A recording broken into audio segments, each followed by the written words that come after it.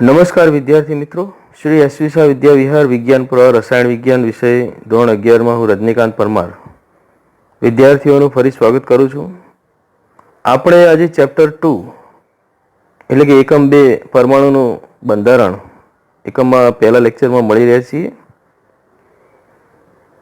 આમાં જે પાછળનો ભાગ છે એને આપણે કહીશું કે બીજો તબક્કો. આમાં પાર્ટ 2 ભાગમાં વહેંચાયેલો છે અને એમાં એવી રીતે છે કે પાર્ટ 1 જે એ ઇલેક્ટ્રોનની શોધ વિશેની પરમાણુની શોધ વિશે, પરમાણુની જે રચના છે એ કઈ રીતના થયેલી છે, ઇલેક્ટ્રોન પ્રોટોન ન્યુટ્રોન કઈ રીતના ગોઠવાયેલા છે એના વિશેની સવિસ્તાર માહિતી જે છે એ એની વૈજ્ઞાનિકો દ્વારા થયેલી શોધમાં છે.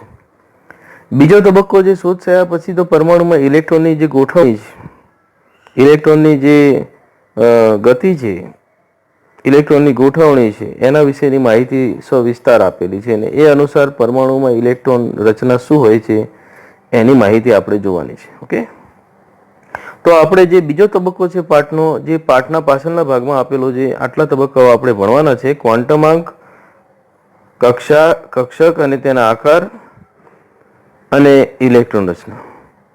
જે પરમાણુના પરમાણુ ક્રમાંક અનુસાર એમાં ઇલેક્ટ્રોન્સ હોય છે, તો એમાં એની ઇલેક્ટ્રોન રચના શું છે, કઈ રીતના લખાય છે, એના વિશેની માહિતી આપણે જોવાની છે. ઓકે,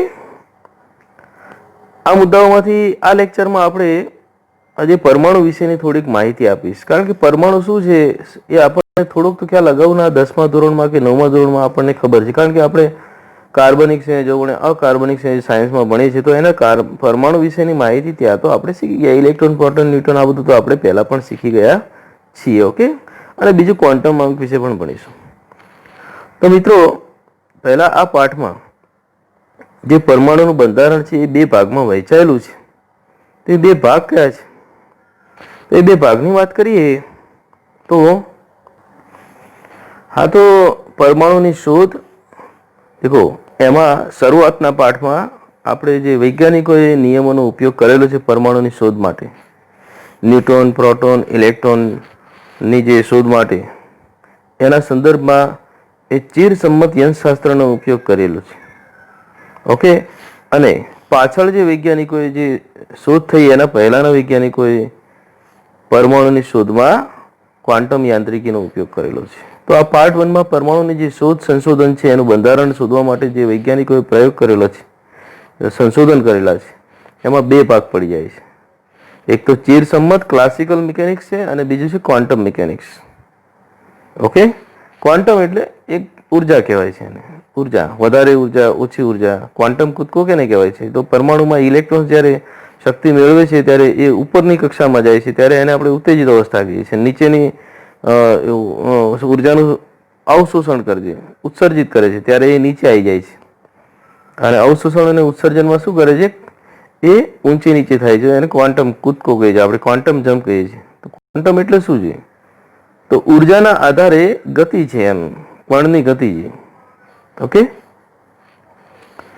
તો અહીંયા પરમાણુની શોધમાં ચિરસમ્મત યંત્રશાસ્ત્ર અથવા ક્લાસિકલ, એમાં ન્યૂટનના ગતિના નિયમો, ગુરુત્વાકર્ષણ બળના સિદ્ધાંતોનો ઉપયોગ થયેલો છે, અથવા એના આધારિત પછી પરમાણુના નમૂનાને શોધવાની જે છે યાત્રા આગળ વધી છે એમ કહી શકાય.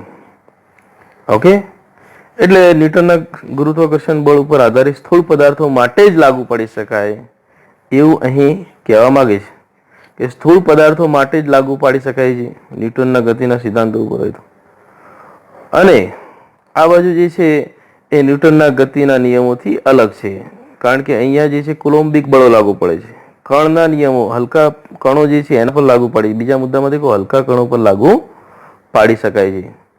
તો અહીંયા આ મેટરને તમે સમજી શકશો કે ક્વોન્ટમ મિકેનિક્સ છે એ હલકા કણો, ઇલેક્ટ્રોન, જે અણુ છે, પરમાણુ છે, ઓકે, તો એવા અને ભારે કણો માટે પણ સ્વીકાર્ય તો છે જ, જે ન્યૂટનના ગતિના નિયમના સિદ્ધાંતો ઉપર કામ કરે છે, એવા કણો માટે પણ આ સાર્થક નીવડ્યું છે. એટલે છેલ્લે તો આ જ સિદ્ધાંતને, ક્વોન્ટમ મિકેનિક્સને જ પરમાણુની રચનામાં સંશોધન માટે માન્ય ગણવામાં આવેલું છે.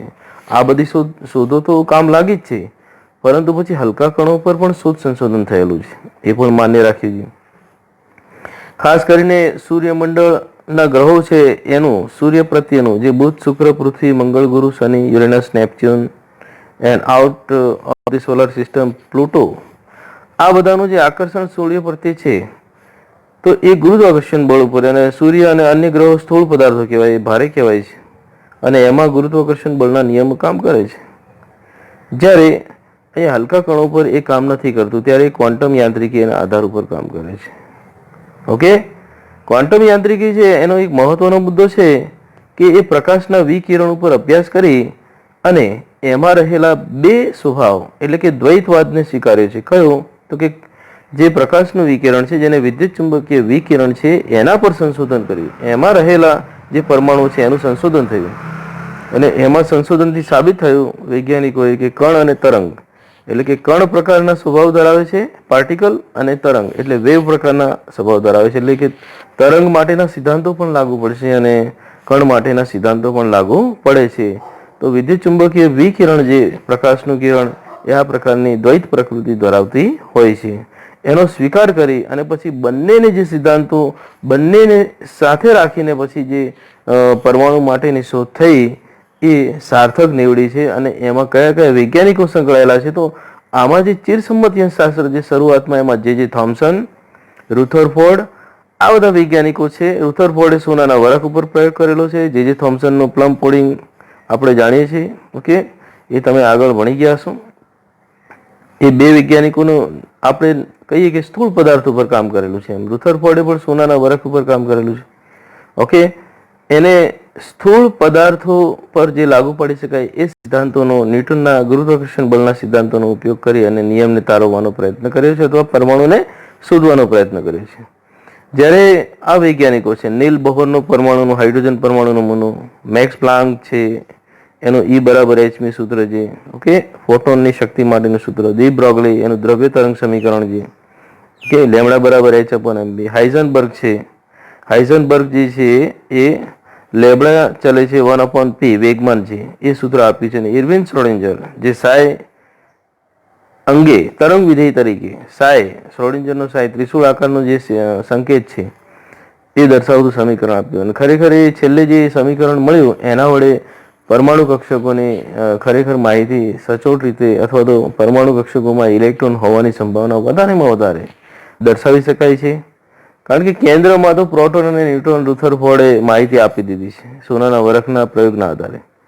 એને ઇલેક્ટ્રોન ઘૂમે છે એવું પણ કહી દીધું છે, પણ એની મર્યાદા શું હતી? એ સ્થૂળ પદાર્થો પર લાગુ પડી શકાય, એ હલકા પદાર્થો પર લાગુ પાડી શકાતું નથી. કારણ કે ત્યાં આગળ એક પ્રકારનું ઇલેક્ટ્રોમેગ્નેટિક પ્રકારની શક્તિ છૂટી પડે છે, ત્યારે ઇલેક્ટ્રોન કેન્દ્રમાં સંકોચાય છે ત્યારે એ સ્થાયી નથી હોતું.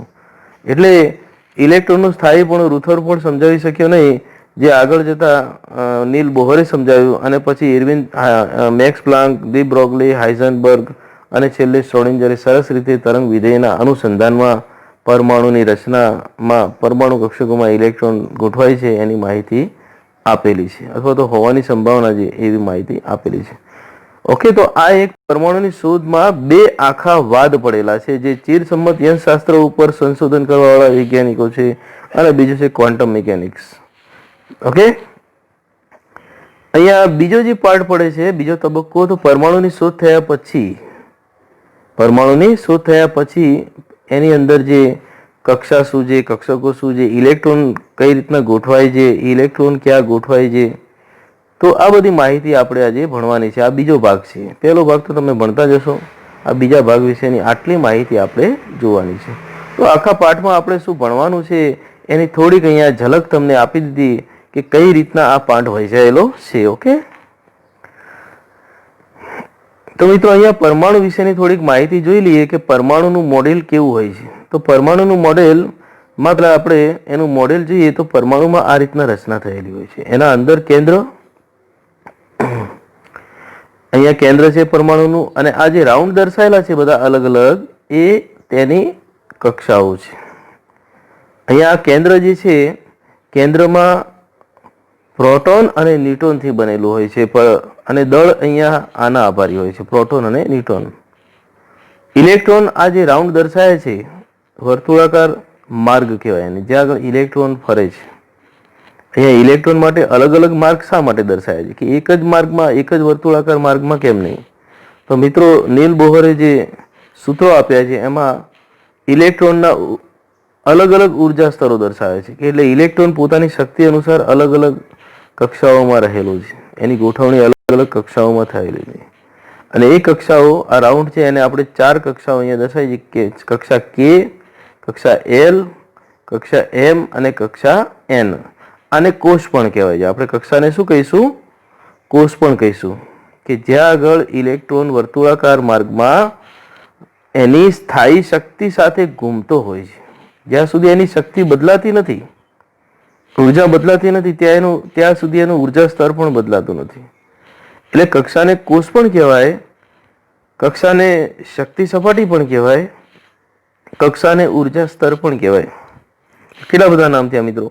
કક્ષા, કોષ, ઉર્જા સ્તર, ઉર્જા સપાટી, શક્તિ સપાટી. આટલા બધા નામ જે એ શક્તિ સાથે સંકળાયેલા છે. ઇલેક્ટ્રોનની શક્તિ અનુસાર જો શક્તિ બદલાય નહીં તો એ કોઈ એક જ પ્રકારની શક્તિ સાથે, કોઈ એક જ પ્રકારના કેન્દ્રના વિદ્યુતીય આકર્ષણ બળ જે છે, કેન્દ્રનું ધન અને ઇલેક્ટ્રોનનું ઋણ, ઓકે, આ આકર્ષણ બળ સાથે એ સતત ઘૂમતો રહે છે પરમાણુમાં. જ્યાં લગી તેની શક્તિ બદલાય છે ત્યારે જ એ ઇલેક્ટ્રોન પોતાનું જે ઉર્જા સ્તર છે એ બદલતો હોય છે. કાં તો ઘટે છે એટલે કેન્દ્ર તરફ જાય છે, કારણ કે કેન્દ્રનું આકર્ષણ બળ વધી જાય છે, અને ઉર્જા વધશે તો એ નજીકથી દૂર જશે, કેન્દ્રથી જ કેવો જશે? દૂર છે, કારણ કે ઇલેક્ટ્રોનની ઉપર બહારથી ફોર્સ આવે છે. કેન્દ્રનું તો આકર્ષણ બળ, બહારથી ફોર્સ આવશે, બળ આવશે એટલે એની ઉર્જા વધશે, એટલે શું થાય? દૂર જવાનો પ્રયત્ન કરે છે. ત્યારે એની શક્તિ બદલાય એટલે બીજી શક્તિ સપાટીમાં હોય. એટલે અહીંયા શક્તિ સપાટી અનુસાર તમને અહીંયા જે નાના નાના અહીંયા કુંડાળા આપ્યા છે, દેખો, તમને દેખાય છે મિત્રો? આ જે કક્ષાઓમાં આ જે નાના નાના મીંડાઓ આપ્યા છે ને, એ ઇલેક્ટ્રોનની ગોઠવણી શક્તિ અનુસાર થયેલી છે. કે પહેલી કક્ષા, બીજી કક્ષા, ત્રીજી કક્ષા અને ચોથી કક્ષા. તો આ શું છે મિત્રો? આ કે, એલ, એમ અને એન. એને તો આપણે n બરાબર 1 કહીએ છીએ, n બરાબર 2 કહીએ છીએ, n બરાબર 3 કહીએ છીએ અને n બરાબર 4. મિત્રો, એક નામ હજુ કક્ષા કે કોષ કે ઉર્જા સ્તર કે ઉર્જા સપાટીનું રહી ગયું. એ છે મુખ્ય ક્વોન્ટમ આંક અનુસાર એને n બરાબર 1, n બરાબર 2 કહેવાય છે, n બરાબર 3 કહેવાય છે અને n બરાબર 4 કહેવાય છે. કોષોને આવી રીતે કેપિટલમાં દર્શાવે છે, કે એલ, એમ, એન કક્ષાઓને. અને બીજું છે આ નાના નાના મીંડાઓ છે ને, એ શક્તિ અનુસાર ઇલેક્ટ્રોનની ગોઠવણી છે ને, એના આપણે પેટાકોષ અથવા તો કક્ષકો કહીએ છીએ. પેટાકોષ અથવા તો કક્ષકો કહીએ છીએ. હવે આની ગોઠવણી તમે દેખો તો અલગ અલગ રીતે થયેલી છે. બધી જ અહીંયા કહીએ તો કે ને કેમાં નથી, કોઈક એમમાં છે, કોઈક એમમાં છે, સંખ્યા પણ અલગ અલગ છે. ઓકે, ત્યારે આપણે આ ગોઠવણી જે વ્યવસ્થિત રીતે અને ખૂબ જ વર્ગીકૃત રીતે થયેલી છે, કોઈ એક જ જગ્યાએ થયેલી નથી. પહેલી કક્ષામાં એક કક્ષક છે, એક મીંડું છે, એટલે 1s કક્ષક હોય. માહિતી આપી દઉં. n બરાબર 2 એટલે કે એલ કક્ષા જે, એમાં 2s અને 2p. n બરાબર 2 એટલે એમાં 2 નંબરની કક્ષકો હોય. n બરાબર 3 એટલે એની આગળ 3 આવશે, 3s, 3p અને 3d. અને n બરાબર 4 હોય ત્યારે આપણને કક્ષકો આગળ 4 લાગે છે. કક્ષકો વધારે પ્રકારની હોય છે, પણ આપણે જ્યારે જેટલા તત્વો શોધાય છે એ મુજબ 4s, 4p, 4d અને 4f સુધી જ આપેલી છે. એટલે કે s, p, d અને f આ 4 પ્રકારની કક્ષકો છે. બરાબર? એ આપણે અભ્યાસમાં છે. આગળ g, h, i આ તો છે જ, એ તો જ્યારે જ્યારે સંશોધન થશે ત્યાં આગળ ઉમારાશે. જેમ જેમ મોટો પરમાણુ, આપણા આવર્ત કોષ્ટકમાં લગભગ 118 તત્વો સુધીની શોધ થઈ છે, અને ત્યારબાદ શોધાયેલા તત્વોના નામ કે એવું બધું આપેલું નથી, એટલે એના IUPAC નામકરણ અત્યારે કરેલા છે, પણ સંશોધનમાં જ એમ. તો અહીંયા આ જે s, પહેલા કક્ષામાં s છે, બીજા કક્ષામાં 2s અને 2p છે, ત્રીજી કક્ષામાં 3s, 3p અને 3d છે. એ જ રીતના ચોથી કક્ષામાં 4s, 4p, 4d અને 4f. તો આ રીતના કક્ષકોમાં ઇલેક્ટ્રોનની ગોઠવણી આવી રીતે અલગ અલગ રીતે થાય છે શક્તિ અનુસાર. ત્યારે પરમાણુનું મોડેલ આખું તૈયાર થાય છે જે તે પરમાણુ માટે, કારણ કે દરેક પરમાણુ અલગ અલગ પરમાણુ ક્રમાંક ધરાવે છે. ઓકે, અને એ પરમાણુ ક્રમાંક Z અનુસાર જ એની ઇલેક્ટ્રોન રચના હોય છે. તો આટલી માહિતી છે મેં તમને આપી, એ અહીંયા તમારે આ જોઈ અને લખી દેવાનું છે. આપણે જાણીએ છીએ કે પ્રોટોન અને ન્યુટ્રોન એ કેન્દ્રમાં હોય છે, જ્યારે ઇલેક્ટ્રોન આવી રીતે કક્ષામાં ઘૂમતા હોય છે અને કક્ષકોમાં ગોઠવાતા હોય છે. તો કક્ષાની અને કક્ષકોની માહિતી એટલે કે કોષ અને પેટાકોષની માહિતી મેં તમને આપી દીધી. કેન્દ્ર શું છે એની પણ માહિતી આપી દીધી. ઓકે, એટલે તમને સરળ રહેશે કે પરમાણુમાં ખરેખર ગોઠવણી ઇલેક્ટ્રોન અને પ્રોટોન ન્યુટ્રોનની શું કહેવામાં આવે છે. કેન્દ્ર એ ધન વીજભાર ધરાવે છે, કારણ કે પ્રોટોન ધન વીજભાર જ છે અને ન્યુટ્રોન વીજભાર રહિત છે. એટલે પ્રોટોન ઉપર પ્લસ લાગે છે અને ન્યુટ્રોન ઉપર 0 લાગે છે. ઇલેક્ટ્રોન એ ઋણ વીજભારિત છે. એટલે અહીંયા કેન્દ્ર અને ઇલેક્ટ્રોન વચ્ચેનું આકર્ષણ બળ હોય તે સ્વાભાવિક છે, કારણ કે કેન્દ્રનું ધન વીજભાર થઈ જાય. ઓકે, અને કક્ષાઓમાં રહેલા ઇલેક્ટ્રોન ઋણ વીજભારિત છે, એટલે માઇનસ પ્લસ હંમેશા આકર્ષણ ધરાવતા હોય છે. એટલે આ બધા ઇલેક્ટ્રોન હંમેશા ઓછા વધતા આકર્ષણ, જેમ કેન્દ્રથી દૂર છે એ ઓછું આકર્ષણ છે, જેમ કેન્દ્રથી નજીકની કક્ષાઓમાં છે એના ઇલેક્ટ્રોનનું જબરજસ્ત આકર્ષણ કેન્દ્રમાં રહેલું છે. એટલે 1s કક્ષકનું કેન્દ્ર સાથે જબરજસ્ત છે, એનાથી ઓછું 2s ને 2p, એનાથી 3s 3p 3d, એનાથી સૌથી ઓછું જે છે 4 માં રહેલી કક્ષકો છે 4 4, એનું કેન્દ્ર પ્રત્યે હોય છે. એટલે કે જેમ કેન્દ્રથી દૂર જાય તેમ કક્ષામાં રહેલા ઇલેક્ટ્રોનની શક્તિ એ વધતી હોય છે અને કેન્દ્ર પ્રત્યેનું આકર્ષણ બળ ઘટતું હોય છે. આ એક મેટર સમજી લેજો પરમાણુ વિશે. ઓકે, અહીંયા કક્ષાની માહિતી પણ આપેલી છે. કક્ષા શું છે? તો કક્ષા અહીંયા જે કેન્દ્રની આસપાસ ચોક્કસ શક્તિ સાથે ઇલેક્ટ્રોન વર્તુળાકાર માર્ગે ફરતો રહે છે, ઘૂમતો રહે છે, એને પરિભ્રમણ કહેવાય. કેન્દ્રની આસપાસ ઇલેક્ટ્રોનનું જે ભ્રમણ છે એ શું કહેવાય? પરિભ્રમણ. ઇલેક્ટ્રોન બે પ્રકારનું ભ્રમણ ધરાવે છે. એક પરિભ્રમણ એટલે કે કેન્દ્રની આજુબાજુ, જેમ સૂર્યની આજુબાજુ ગ્રહો પરિભ્રમણ કરે છે એવી રીતે કેન્દ્રની આજુબાજુ પણ ઇલેક્ટ્રોન આવી રીતે કક્ષાઓમાં પરિભ્રમણ કરે છે વર્તુળાકાર માર્ગે. આ જે ભ્રમણ પથ છે એને આપણે કક્ષા કહીશું. રસ્તો છે, ઇલેક્ટ્રોનને ફરવાનો રસ્તો કહેવાય. શું કહેવાય? રસ્તો છે, એ એની બાઉન્ડ્રીમાં ફરી રહ્યો છે એમ.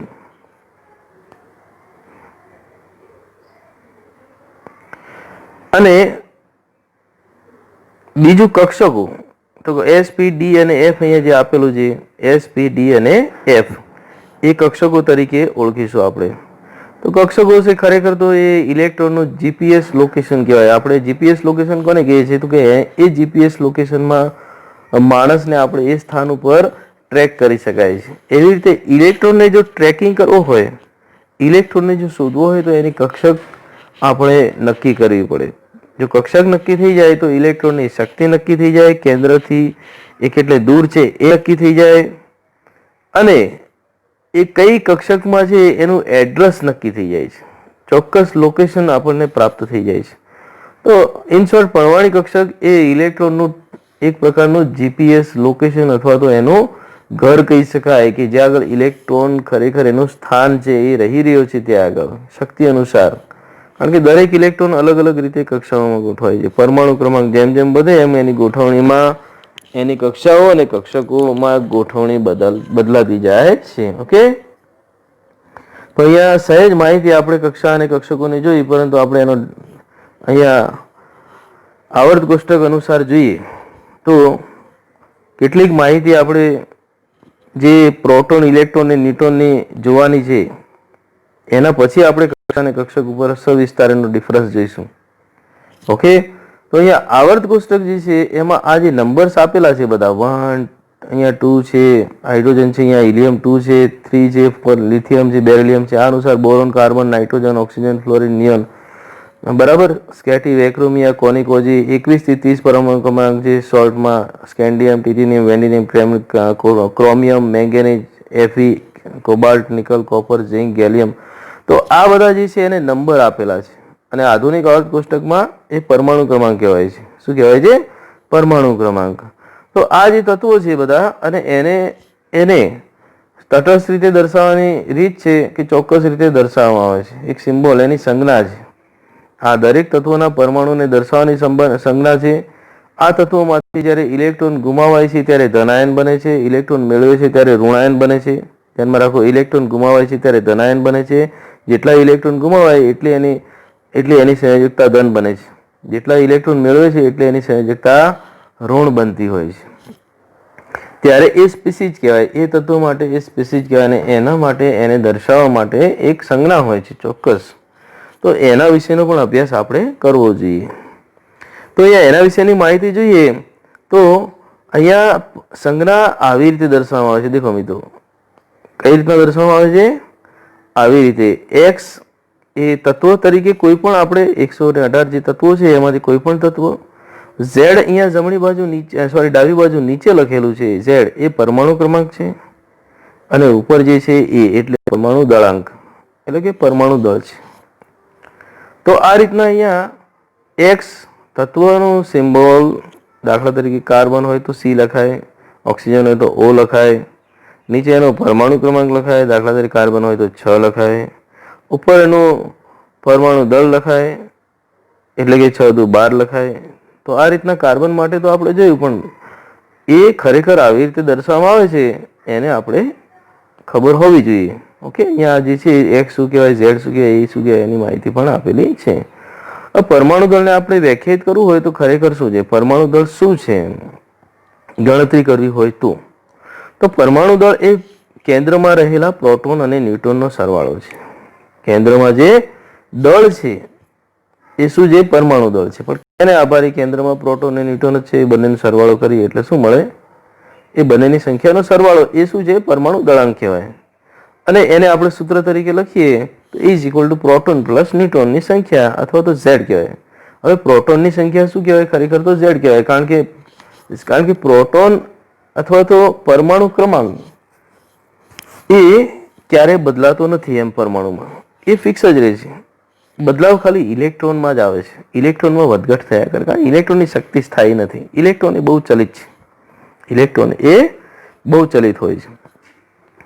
ન્યુટ્રોનની જે સંખ્યા છે, પ્રોટોન તો આપણે આવર્ત કોષ્ટકમાં એનો નંબર આપેલો છે એ. પ્રોટોન શું કહેવાય છે? નંબર, પરમાણુ ક્રમાંક જેને કહીએ છીએ. ઓકે, અને ન્યુટ્રોનની સંખ્યા એ પ્રાયોગિક રીતે નક્કી કરવામાં આવે છે. આ બેનો સરવાળો કરીએ એટલે આપણને પરમાણુ દળ મળી જાય, અથવા તો પરમાણુ ક્રમાંક ઝેડ અને ન્યુટ્રોનની સંખ્યાનો સરવાળો. મિત્રો, પ્રોટોન અને ઝેડ એ એક જ બાબત છે, આપણે સમજી લેવાનું છે. ઓકે, પરમાણુ દળમાં આ પ્રોટોન અને ન્યુટ્રોનની સંખ્યા અથવા તો પરમાણુ ક્રમાંક અથવા તો ન્યુટ્રોનની સંખ્યાના સરવાળાને આપણે સંયુક્ત રીતે ન્યુક્લિયોન્સ પણ કહીએ છીએ. આ બાબત ધ્યાનમાં રાખજો, ન્યુક્લિયોન્સ કહીએ છીએ. ઓકે, હવે પરમાણુ ક્રમાંક શું કહેવાય છે? પરમાણુ ક્રમાંક વિશેની માહિતી અહીંયા લખેલી છે કે આવર્ત કોષ્ટકમાં જે બધા પરમાણુ માટેનો ક્રમ આપેલો છે, નંબર, એ જેનો પરમાણુ ક્રમાંક કહેવાય છે. એક સાદી વ્યાખ્યા છે તમને, એ જે આવર્ત કોષ્ટકમાં જે અલગ અલગ નંબરો આપેલા છે, હાઇડ્રોજન માટે 1 છે, હિલિયમ માટે 2 છે, લિથિયમ માટે 3 છે, બેરિલિયમ માટે 4, તો એ એનો પરમાણુ ક્રમ કહેવાય. એને આપણે ઝેડ કહીએ કે એટલા પ્રોટોન રહેલા છે. પ્રોટોનની સંખ્યા દર્શાવે છે મિત્રો, બરાબર. અહીંયા જે ઝેડ છે એ એક્સ ઝેડ. પરમાણુ ક્રમાંકની બીજી વ્યાખ્યા છે કે પરમાણુના કેન્દ્રમાં રહેલા પ્રોટોનની સંખ્યા, પરમાણુના કેન્દ્રમાં રહેલા પ્રોટોનની સંખ્યા, અથવા અહીંયા બીજી વ્યાખ્યા શું આપેલી છે? તટસ્થ પરમાણુમાં રહેલા ઇલેક્ટ્રોનની સંખ્યા. આ મહત્વનું છે કે ઉપર લખ્યું છે પરમાણુના કેન્દ્રમાં પ્રોટોનની સંખ્યા, બરાબર. પરમાણુનું કેન્દ્ર હોય ત્યાં પ્રોટોન હોય, એની સંખ્યા એ પરમાણુ ક્રમાંક, એ તો આપણે જાણીએ છીએ. પણ નીચે લખ્યું છે તટસ્થ પરમાણુમાં. તટસ્થ શબ્દ આવ્યો છે એટલે પરમાણુ તટસ્થ હોવું જોઈએ. તટસ્થ કોને કહેવાય? તો જ્યારે પરમાણુ ધન કે ઋણ આયન નથી હોતો. ધન એટલે કે એમાંથી ઇલેક્ટ્રોન એક પણ ઓછો ના થયો હોય ત્યારે, અથવા તો ઇલેક્ટ્રોન એમાં પરમાણુમાં ઉમેરાયો ના હોય. જો ગુમાવાય તો ધન બને પરમાણુ, અને મેળવે તો ઋણ બને, એટલે કે આયન બની જાય છે. એટલે કે આયન ન બનવો જોઈએ. તટસ્થ હોય ત્યારે જ એના ઇલેક્ટ્રોનની સંખ્યા એ પ્રોટોન જેટલી થાય, અને એને આપણે પરમાણુ ક્રમાંક ઝેડ કહીએ છીએ. સમજી ગયા ને? તટસ્થ શબ્દ, તટસ્થ પરમાણુના કેન્દ્રમાં પ્રોટોનની સંખ્યા, પરમાણુના કેન્દ્રમાં પ્રોટોનની સંખ્યા અથવા તટસ્થ પરમાણુના અંદર રહેલા ઇલેક્ટ્રોનની સંખ્યા, એટલે કે કક્ષાઓમાં ફરતા જે ઇલેક્ટ્રોન છે એની સંખ્યા બંને સરખી જ થાય છે. આમ તટસ્થ હોય ત્યારે, આયન હોય ત્યારે પ્રોટોન કરતા ઇલેક્ટ્રોન અલગ હોય છે. જો મેળવે તો પ્રોટોન કરતા વધે છે ઇલેક્ટ્રોન, જો ગુમાવે તો પ્રોટોન કરતા ઘટે છે. ઘટે ઇલેક્ટ્રોન ત્યારે ધન ચિહ્ન લાગે છે, ધન આયન બને છે પરમાણુ, મેળવે ત્યારે ઋણ આયન બને છે. આ યાદ રાખજો, કેટલા ઇલેક્ટ્રોન મેળવે એટલું એના ઉપર ધન ચિહ્ન લાગે. +1 હોય તો +1 લાગે, 1 ઇલેક્ટ્રોન ગુમાવે. +2 હોય એટલે કે 2 ઇલેક્ટ્રોન ગુમાવે છે, એટલે કે ઇલેક્ટ્રોન ગુમાવે છે એટલે એ દર્શાવે છે. એની સંયોજકતા પણ કહેવાય છે. જે તે આયન માટે એની સંયોજકતા પણ કહેવાય છે, એટલે કે એટલા ઇલેક્ટ્રોન ગુમાવે છે. ઓક્સિડેશન આંક પણ કહેવાય છે એને ઓક્સિડેશન આંક પણ કહેવાય છે, જે આપણે રેડોક્સ પાઠમાં ભણશું. રેડોક્સ પાઠ તમારે પાઠ્યપુસ્તક 2 માં આવશે, 11માની. એમાં તમને ઓક્સિડેશન આંકની વ્યાખ્યા, પણ ખરેખર એ તત્વ ઇલેક્ટ્રોન ગુમાવો કે મેળવે એના ઉપર જે વીજભાર લાગે છે એ વીજભાર ઋણ કે ધન હોઈ શકે. ગુમાવે તો ધન અને મેળવે તો ઋણ. એટલું 2 ઇલેક્ટ્રોન મેળવે તો -2 લાગે છે. દાખલા તરીકે ઓક્સિજન પાણીમાં છે તો એમાં આપણે ઓક્સાઇડ તરીકે છે, પણ એ હાઇડ્રોજન ઓક્સાઇડ કહેવાય છે, તો ઓક્સિજન -2 લખાય છે. તો 2 ઇલેક્ટ્રોન એ ક્યારેક ક્યારેક મેળવે છે, તે એને ઓક્સાઇડ તરીકે હોય છે. NaCl માં Na પ્લસ થાય છે, Cl માઇનસ થાય છે, તો Na પ્લસ 1 ઇલેક્ટ્રોન Cl ને આપે છે, આયનિક બંધ બને છે. તો 1 ઇલેક્ટ્રોન ગુમાવે એટલે Na પ્લસ લાગે છે, +1 કહેવાય, અને Cl 1 ઇલેક્ટ્રોન મેળવે છે એટલે Cl -1 કહેવાય છે. તો આ રીતના ઇલેક્ટ્રોન મેળવવાની અને ગુમાવવાની પ્રક્રિયા પણ ખૂબ જ જરૂરી છે જાણવી, કારણ કે ત્યારે પરમાણુ તટસ્થ રહેતો નથી, કાં તો મેળવે છે કાં તો ગુમાવે છે.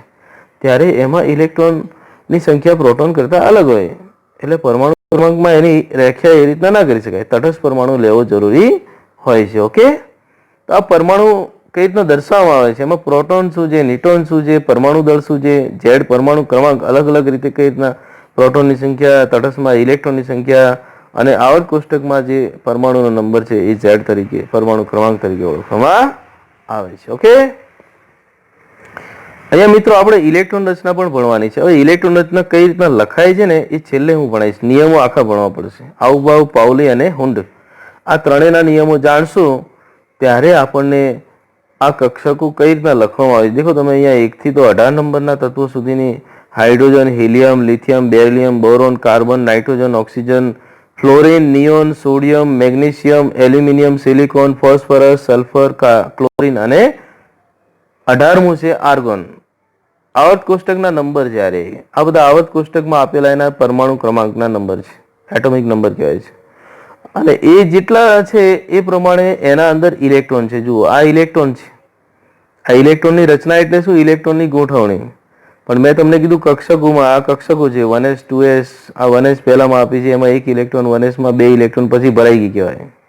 ઓકે, s કક્ષકમાં 2 ઇલેક્ટ્રોન આવે, કોઈ પણ એક કક્ષક હોય એમાં 2 જ ઇલેક્ટ્રોન આવે. કોઈ પણ એક કક્ષક ભરાય પછી 2 ઇલેક્ટ્રોન ભરાઈ જાય એટલે પછી 2 આવે, એટલે તમે 2 આવશે કોઈ પણ કક્ષકના માથે, પછી એ આગળ જશે.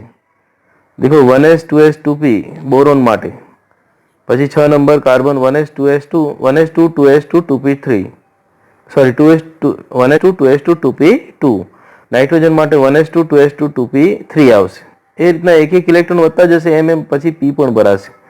p માં 3 કક્ષકો હોય છે અને એમાં કુલ 6 ઇલેક્ટ્રોન ભરાય છે ટોટલ, 2px 2py અને 2pz 3, એટલે 3 થઈ, એટલે 3 દુ 6. એ રીતના ઇલેક્ટ્રોન ભરાય છે.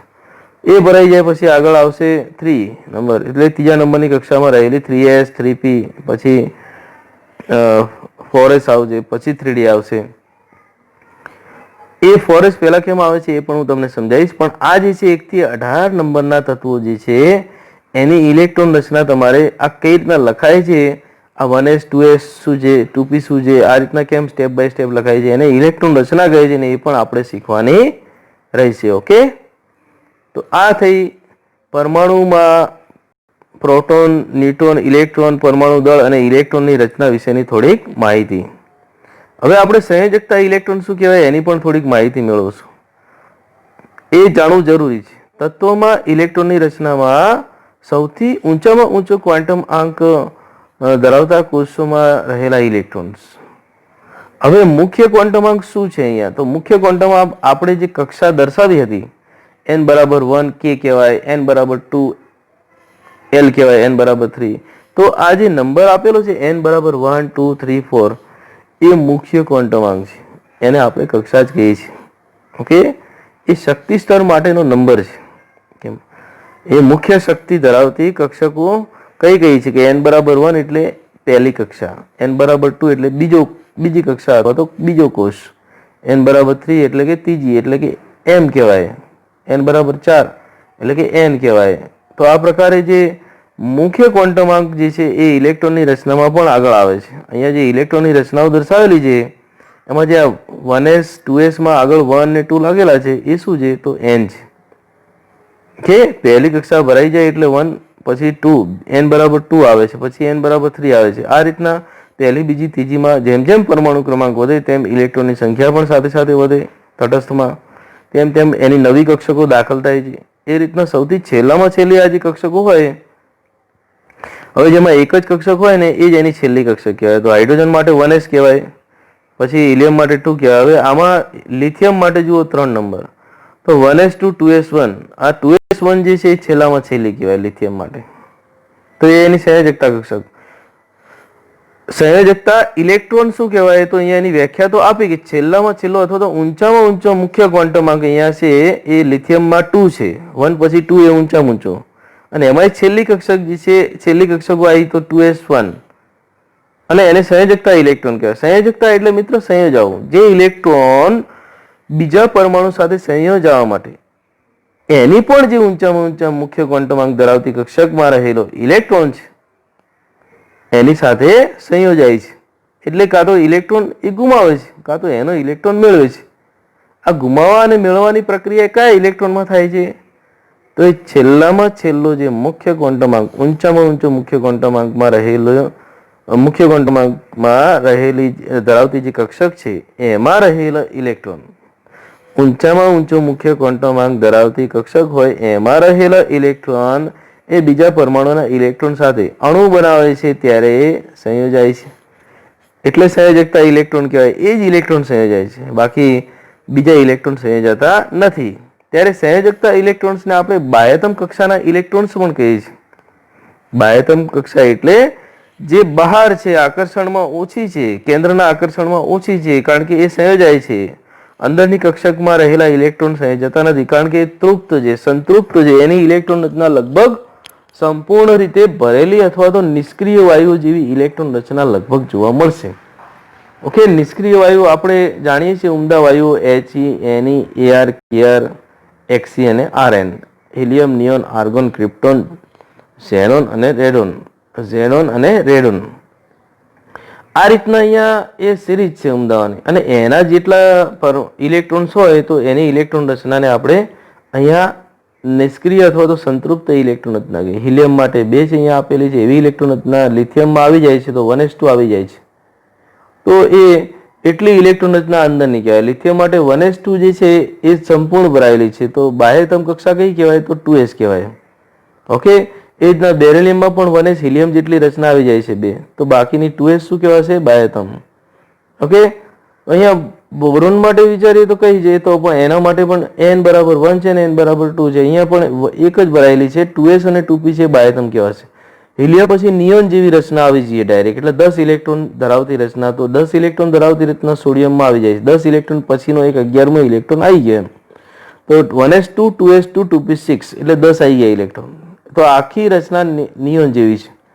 તો નિયોન જેવી રચના આવી ગઈ એટલે એ સંપૂર્ણ ભરાયેલી છે. તો એના પછી 3s આવશે, 3sમાં એક ઇલેક્ટ્રોન ગણાય, તો 3s એ સોડિયમમાં બાહ્યતમ ગણાશે. તો એના પછી જ્યારે 18મો નહીં આવે કારણ કે 18મો આર્ગોન છે, નિયોન પછી 18મો આર્ગોન છે. તો અહીંયા 18મો આર્ગોન છે ને 18 પછી જેટલા પણ આવશે 18 પછી જે છે ક્રિપ્ટોન સુધીના એટલે કે 36 સુધીના, 36 અને 36 પછીના, ક્રિપ્ટોનનો પરમાણુ ક્રમાંક 36 છે, એના પછીની ઇલેક્ટ્રોન રચનામાં 36 સુધી નિષ્ક્રિય ગણાય છે.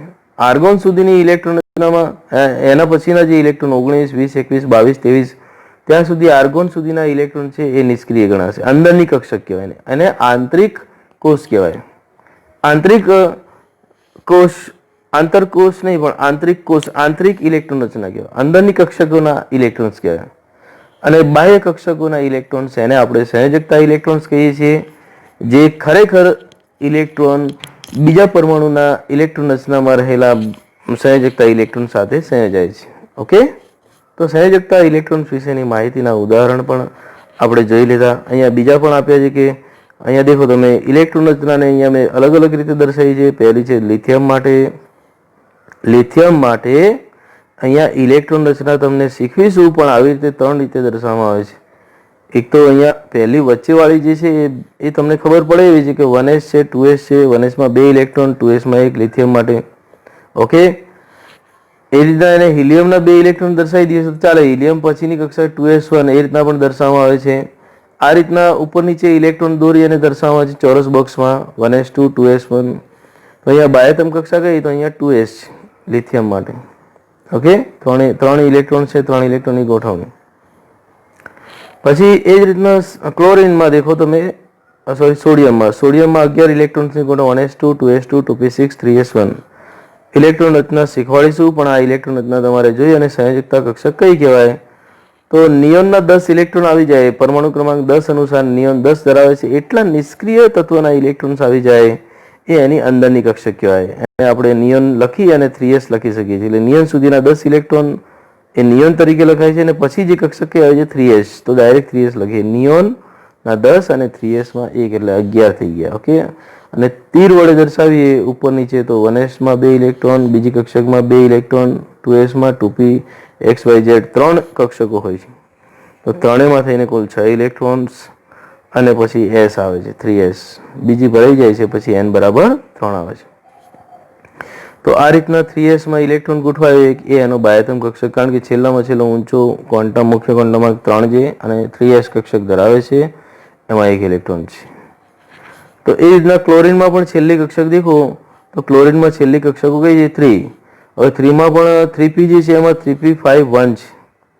જો અહીંયા કુલ 7 ઇલેક્ટ્રોન જે બાહ્યતમ કક્ષાના ગણાશે. જો આવી રીતે વધારે ઇલેક્ટ્રોન જો બાહ્યતમ કક્ષામાં હોય તો એ ખરેખર ઇલેક્ટ્રોન મેળવવાની વૃત્તિ ધરાવે છે. અને ઇલેક્ટ્રોન મેળવવાની વૃત્તિ ધરાવે એ તત્વના પરમાણુને આપણે અધાતુ કહીએ છીએ. જે ઇલેક્ટ્રોન ગુમાવવાની વૃત્તિ ધરાવે ને એને ખાસ કરીને ધાતુ કહે છે. એની બાહ્યતમ કક્ષામાં ઇલેક્ટ્રોન્સ ઓછા હોય છે. અહીંયા 3 નંબરના 2 કક્ષકો છે, 3s2 અને 3p5. કુલ 10 ઇલેક્ટ્રોન તો છે, પણ 7 ઇલેક્ટ્રોન એટલે 17 છે. આમ તો પરમાણુ ક્રમાંક બરાબર ઇલેક્ટ્રોનની સંખ્યા 17. તો નિયોનના 10 3s અને 3p, નિયોનના 10 3s અને 3p દર્શાવવામાં આવે છે.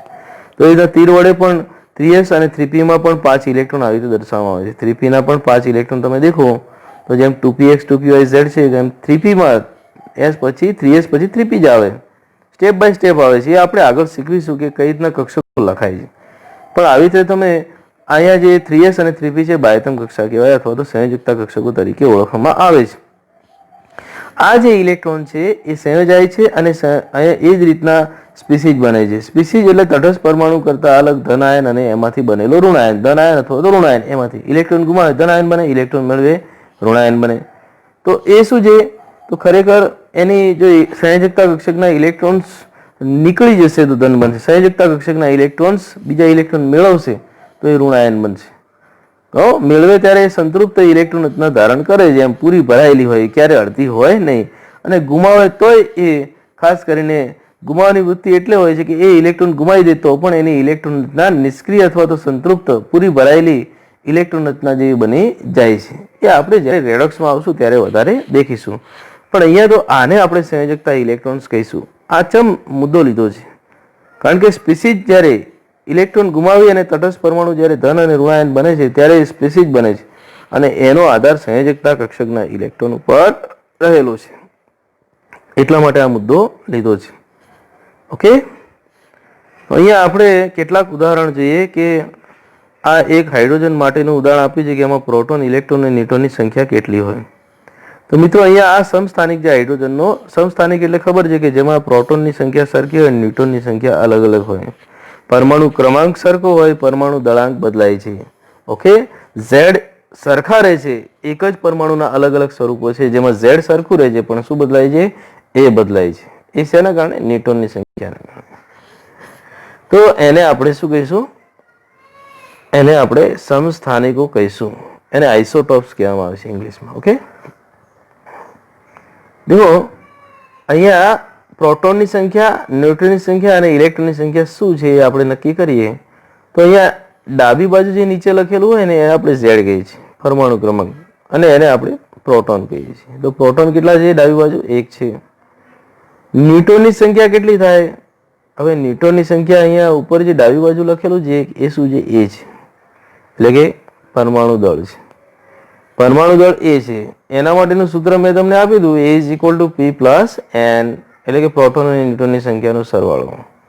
પણ આપણને એ આપેલો છે એટલે એ આપેલો હોય એ પરમાણુ દળ A is equal to P plus N 1 plus 0 છે 1. તો અહીંયા આપણે જે છે એ સૂત્ર કયું બનશે અહીંયા ખરેખર? તો સૂત્ર જે છે એ ન્યુટ્રોન બરાબર શું બનશે? ન્યુટ્રોનની સંખ્યા બરાબર એ માઇનસ પી પ્લસ આ ન્યુટ્રોનની સંખ્યા બનશે. તો એ કેટલું છે અહીંયા પરમાણુ દળ? તો પરમાણુ દળ આપણી પાસે છે 1 અને પ્રોટોનની સંખ્યા 1, એટલે આપણી પાસે જવાબ શું આવશે? 0 આવશે. તો આ સૂત્રમાં A is equal to P plus N, આ સૂત્ર છે એનો ઉપયોગ અહીંયા કર્યો છે કે એને એન કરતા બનાવે છે, ન્યુટ્રોનની સંખ્યા જે એને કરતા બનાવે, કારણ કે એ શોધવી છે. તો આપણી પાસે પરમાણુ દળ છે અને પ્રોટોનની સંખ્યા છે જેને આપણે ઝેડ પણ કહીએ છીએ. ઓકે, તો આ સૂત્ર મૂકી અને બંને 1 1 છે એટલે 0 આવશે. તો કે ન્યુટન અહીંયા કેવો થયો? 0 થઈ ગયો. ન્યુટનની સંખ્યા 0 થઈ ગઈ. તો આ રીતના ન્યુટનની સંખ્યા 0, પ્રોટોનની સંખ્યા 1. હવે તટસ્થ છે, કોઈ સ્પેસીજ નથી, ધન ઋણ લાગેલો નથી એટલે સ્પેસીજ છે નહીં. તો એના ઇલેક્ટ્રોન પણ પ્રોટોનની સંખ્યા જેટલા થાય, એટલે electron is equal to proton is equal two 1, કારણ કે પ્રોટોનની સંખ્યા 1 છે. તો આ જે હાઇડ્રોજનનો નમૂનો આપ્યો છે અહીંયા પરમાણુનો, એના સમસ્થાનિક માટે અહીંયા આને પ્રોટિયમ કહેવાય. આપણે આ જે છે સમસ્થાનિક એને પ્રોટિયમ કહેવાય, જેમાં ન્યુટ્રોન 0 છે. ન્યુટ્રોન 1 હોય એને ડ્યુટેરિયમ કહેવાય, ન્યુટ્રોન 2 હોય એને આપણે ટ્રિટિયમ કહીએ છીએ. તો આવી રીતે હાઇડ્રોજનના નમૂનામાં ઇલેક્ટ્રોન, પ્રોટોન અને ન્યુટ્રોનની સંખ્યા શોધી શકાય છે. હવે અહીંયા બીજું એક સ્પેસીજ આપી છે જેમાં નાઇટ્રોજનનો નમૂનો છે. નાઇટ્રોજનનો પરમાણુ ક્રમાંક 7 છે મિત્રો, અહીંયા ડાબી બાજુ નીચે લખેલું છે. એનો દળાંક 14 આપેલો છે. તો એ જ રીતના ઉપર જેમ સૂત્રનો ઉપયોગ કરે એવી રીતે એના પ્રોટોનની સંખ્યા 7 થશે, પરમાણુ દળાંક 14 છે, એટલે અહીંયા સૂત્ર આપેલું છે n is equal two a minus Z, અને 14માંથી 7 બાદ કર્યા એટલે 7 મળશે. તો અહીંયા ઇલેક્ટ્રોનની સંખ્યા પ્રોટોન જેટલી, કારણ કે નાઇટ્રોજન તટસ્થ આપ્યો છે, ધન કે ઋણ નથી લાગેલું એના પર, ત્યારે એની સંખ્યા કેટલી થશે? 7 થશે. ઓકે, તો આવી રીતે આ જે છે એ તત્વના પરમાણુને આવી રીતે દર્શાવવામાં આવે છે. આવી રીતે ડાબી બાજુ નીચે પરમાણુ ક્રમાંક લખેલો હોય છે, ઉપરની બાજુ ડાબી બાજુ પરમાણુ દળાંક લખેલો હોય છે, નીચેની બાજુ ઝેડ, ઉપરની બાજુ એ લખેલો હોય છે.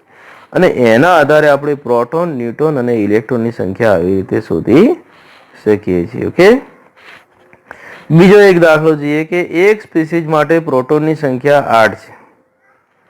એક સ્પીસીઝ માટે પ્રોટોનની સંખ્યા 8 છે અને ઇલેક્ટ્રોનની સંખ્યા 10 છે અને ન્યુટ્રોનની સંખ્યા 8 છે. તો સ્પીસીઝ માટે સ્પીસીઝની સંજ્ઞા દર્શાવો. સંજ્ઞા કઈ રીતના દર્શાવવામાં આવશે?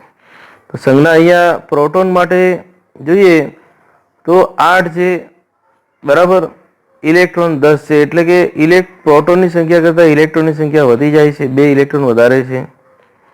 જો અહીંયા સ્પીસીઝમાં પ્રોટોન લેસ દેન ઇલેક્ટ્રોન તો સ્પીસીઝ ઋણ, ઇલેક્ટ્રોન સંખ્યા વધુ તો ઋણ બને, અને પ્રોટોન ગ્રેટર દેન ઇલેક્ટ્રોન તો સ્પીસીઝ ધનાયન બનશે. અહીંયા પ્રોટોનની સંખ્યા કરતાં ઇલેક્ટ્રોનની સંખ્યા વધુ છે એટલે પ્રોટોન લેસ દેન ઇલેક્ટ્રોન થાય, તો સ્પીસીઝ કેવો હશે? ઋણાયન છે.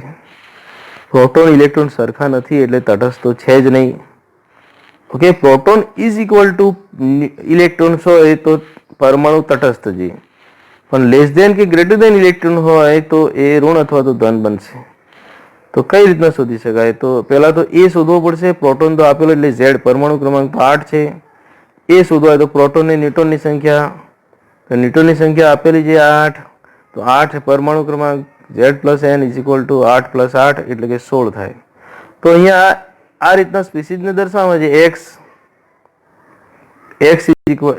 એ Z નીચે ને એ ઉપર, પણ Z કેટલા શોધ્યા? પ્રોટોનની સંખ્યા 8 અને ઉપર 16 જવાબ આવ્યો પરમાણુ દળાંક, અને ઇલેક્ટ્રોન એ 2 જેટલા વધારે છે એ જમણી બાજુ લખ્યા છે. દેખો આ અહીંયા મહત્વનું છે કે અહીંયા 10 ઇલેક્ટ્રોન છે, પ્રોટોન કરતાં 2 વધુ. ઓકે, જો 2 ઓછા હોય તો પછી પ્લસ લખાય. દાખલા તરીકે 6 હોય, અહીંયા પ્રોટોનની સંખ્યા 8 અને ઇલેક્ટ્રોનની સંખ્યા 6 હોય, તો તો પછી એને +2 લખાય, કારણ કે ઓછા છે, સરખા તો છે જ નહીં. અહીંયા 10 ઇલેક્ટ્રોન છે એટલે 2 વધુ છે, તો 2 વધુ હોય તો એટલા માઇનસ લખાય. જેટલા વધારે હોય પ્રોટોન કરતાં એટલા માઇનસ લખાય. દાખલા તરીકે અહીંયા આપ્યા 9 હોય તો -1 લખાય. તો અહીંયા ઓક્સિજન માટેનો આ સ્પીસીઝ આપેલો છે જેમાં -2 આયન છે, એના ઓક્સાઇડ કહેવામાં આવે છે. ઓક્સિજન અહીંયા તટસ્થ નથી, પણ અહીંયા સ્પીસીઝ તરીકે આપેલો છે. ઓક્સિજનનો ઋણ આયન છે. કેવો છે? ઋણ આયન છે. ઓકે, આ બાબતને જરા સમજી લેજો કે ઋણ આયનને અહીંયા કઈ રીતના દર્શાવવામાં આવે છે. તો એવી રીતે અહીંયા બીજા ઉદાહરણ આપે. દેખો કે અહીંયા હાઇડ્રોજનનું ઉદાહરણ લીધું આપણે. એમાં Z એટલે કે પરમાણુ ક્રમાંક, પ્રોટોનની સંખ્યા, ન્યુટ્રોનની સંખ્યા, ઇલેક્ટ્રોનની સંખ્યા અને પરમાણુ દળ. તો આવી રીતે તમે કોઠો બનાવી અને વિવિધ સ્પીસીઝ માટે તમે ગણતરી કરી શકો છો. દેખો અહીંયા લિથિયમ માટે પણ આપેલું છે. ઓકે, કેટલાકમાં ડબલિંગ આવે છે. હિલિયમ માટે પરમાણુ દળાંક 4 છે, હાઇડ્રોજન માટે 1 છે, પ્રોટોન ન્યુટ્રોનની સંખ્યા, ઇલેક્ટ્રોનની સંખ્યા દર્શાવેલી છે. અહીંયા સલ્ફર માટે 2 આપેલા છે. દેખો તો સલ્ફર માટે 16 અહીંયા અને 32. એના સ્પીસીઝ માટે પ્રોટોન ને પરમાણુ ક્રમાંક સરખા, ન્યુટ્રોનની સંખ્યા પણ 16 થશે એટલે 16 દુ 32 થાય. ઇલેક્ટ્રોનની સંખ્યા પણ પ્રોટોન જેટલી થાય, પણ S-2 એટલે 2 વધી ગયા, એટલે અહીંયા ઇલેક્ટ્રોનની સંખ્યામાં ખાલી ફરક પડશે. ઓકે, પરમાણુ ક્રમાંક Z અને પરમાણુ દળાંક એમાં તો કોઈ ફરક પડશે નહીં. ઇલેક્ટ્રોનની સંખ્યા 2 વધશે એટલે 18 આવશે. 16 ને 2 18. એ જ રીતના +2 લાગેલું છે. દેખો કેલ્શિયમ 20 નંબર છે, Z પરમાણુ ક્રમાંક, એનો દળાંક છે 40. તો 20 Z, પ્રોટોનની સંખ્યા 20, ન્યુટ્રોનની સંખ્યા પણ 20, 18 થઈ ગયા. દેખો અહીંયા પણ 18, અહીંયા પણ 18, પણ અહીંયા -2, 16 ને 2 ઉમેર્યા છે એટલે માઇનસ થશે, માઇનસ માટે છે. અહીંયા પણ 18 છે, પણ અહીંયા શું છે? 20 માંથી 2 ઓછા કર્યા છે, +2 છે. કેવા છે? +2 છે. કેલ્શિયમ +2 એટલે કેલ્શિયમનું ધન આયન છે, 2 ઇલેક્ટ્રોન ગુમાવે છે એટલે અહીંયા 20 માંથી 2 થઈ ગયા. પ્રોટોનના 2, પ્રોટોન જે 20 હતા એમાંથી એને તટસ્થ નથી એટલે 2 ઓછા થયા, એટલે 2 +2 એટલે 2 ઓછા, એટલે 20 ઇલેક્ટ્રોન નથી, તટસ્થમાં 20 હોય, એમાંથી 2 ઓછા થયા એટલે અહીંયા આ 18 લખેલા છે. તો આ રીતના કોઠામાં અલગ અલગ રીતે તમે સમજી શકો છો. ઓકે, હવે આપણે ક્વોન્ટમ નમૂનો જે છે, પરમાણુનો ક્વોન્ટમ યાંત્રિકી અનુસાર નમૂનો છે એ શીખવાનો પ્રયત્ન કરીએ. આ અહીંયા જે બીજો વાત છે, દ્વૈતવાદ, એના આધારે સ્વીકારેલું છે અને ખાસ કરીને કણ અને તરંગ પ્રકૃતિ ધરાવે છે એવું શ્રોડિંજરે, એર્વિન શ્રોડિંજર અને હાઇઝનબર્ગે આ સિદ્ધાંતનો ક્વોન્ટમ યાંત્રિકીનો ઉદ્ભવ કરેલો છે, જે ખાસ કરીને હલકા કણો, ઇલેક્ટ્રોન્સ માટે અને અણુ પરમાણુમાં રહેલા કણો, જે અપરમાણુ કણો છે, ન્યુટ્રોન, પ્રોટોન, ઇલેક્ટ્રોન બધા માટે લાગુ પાડી શકાય, હલકા કણો. આ ઉપરાંત ભારે કણો માટે પણ રિઝલ્ટ સાબિત થયા છે. એટલે આ જે ક્વોન્ટમ મિકેનિક્સ છે એની પદ્ધતિના આધારે પરમાણુની શોધ છે એ ખરેખર કારગર નીવડી છે, અથવા તો એની પરમાણુની શોધ એ આખરી કહેવાય, અંતિમ તબક્કાની શોધ કહેવાય. ઓકે, તો એમાં એર્વિન શ્રોડિંજર છે એને પરમાણુમાં રહેલા ઇલેક્ટ્રોન છે એની ગોઠવણી માટે જે હાઇડ્રોજનનો પરમાણુ નમૂનો અને એના માટે એનું તરંગ વિધેય સાય જે છે એ નક્કી કરી અને શ્રોડિંજરે સમીકરણ આપેલું છે. તો આપણે છેલ્લામાં છેલ્લી જે પરમાણુ અંગેની શોધ છે એમાં શ્રોડિંજરનો ફાળો જે છે કઈ રીતના છે એ જોઈએ. તો આ રીતે શ્રોડિંજર જે હાઇડ્રોજનને એક પરમાણુ તરીકે લઈ અને એના અંદર રહેલો ઇલેક્ટ્રોન છે, એક ઇલેક્ટ્રોન હોય છે, એ ઇલેક્ટ્રોનને 3 ક્વોન્ટમાંક, મુખ્ય ક્વોન્ટમાંક, ગૌણ ક્વોન્ટમાંક અને ચુંબકીય ક્વોન્ટમાંક તરીકે એના સેટ તરીકે દર્શાવ્યું અને એને સાય તરીકે નામ આપ્યું. આ સાય શ્રોડિંજરનો સંકેત છે. શ્રોડિંજરે આપેલા સમીકરણનો કે એ શું છે, તો કે જે તે ઇલેક્ટ્રોન, જે ક્વોન્ટીકૃત ઇલેક્ટ્રોન ઉર્જા સ્તર સાથે, એટલે કે n બરાબર 1, 2, 3, 4 ગમે તે કક્ષામાં રહેલો ઇલેક્ટ્રોન છે, એ ઇલેક્ટ્રોન સાથે સંકળાયેલ તરંગ વિધેય કહેવાય છે, સાય. 1s માં હોય તો સાય 1s, 2s માં હોય તો સાય 2s, એટલે કે પરમાણુ કક્ષક કહેવાય છે, કે પરમાણુ કક્ષક એમાં રહેલો ઇલેક્ટ્રોન, એ ઇલેક્ટ્રોનને દર્શાવવા માટેનું તરંગ વિધેય.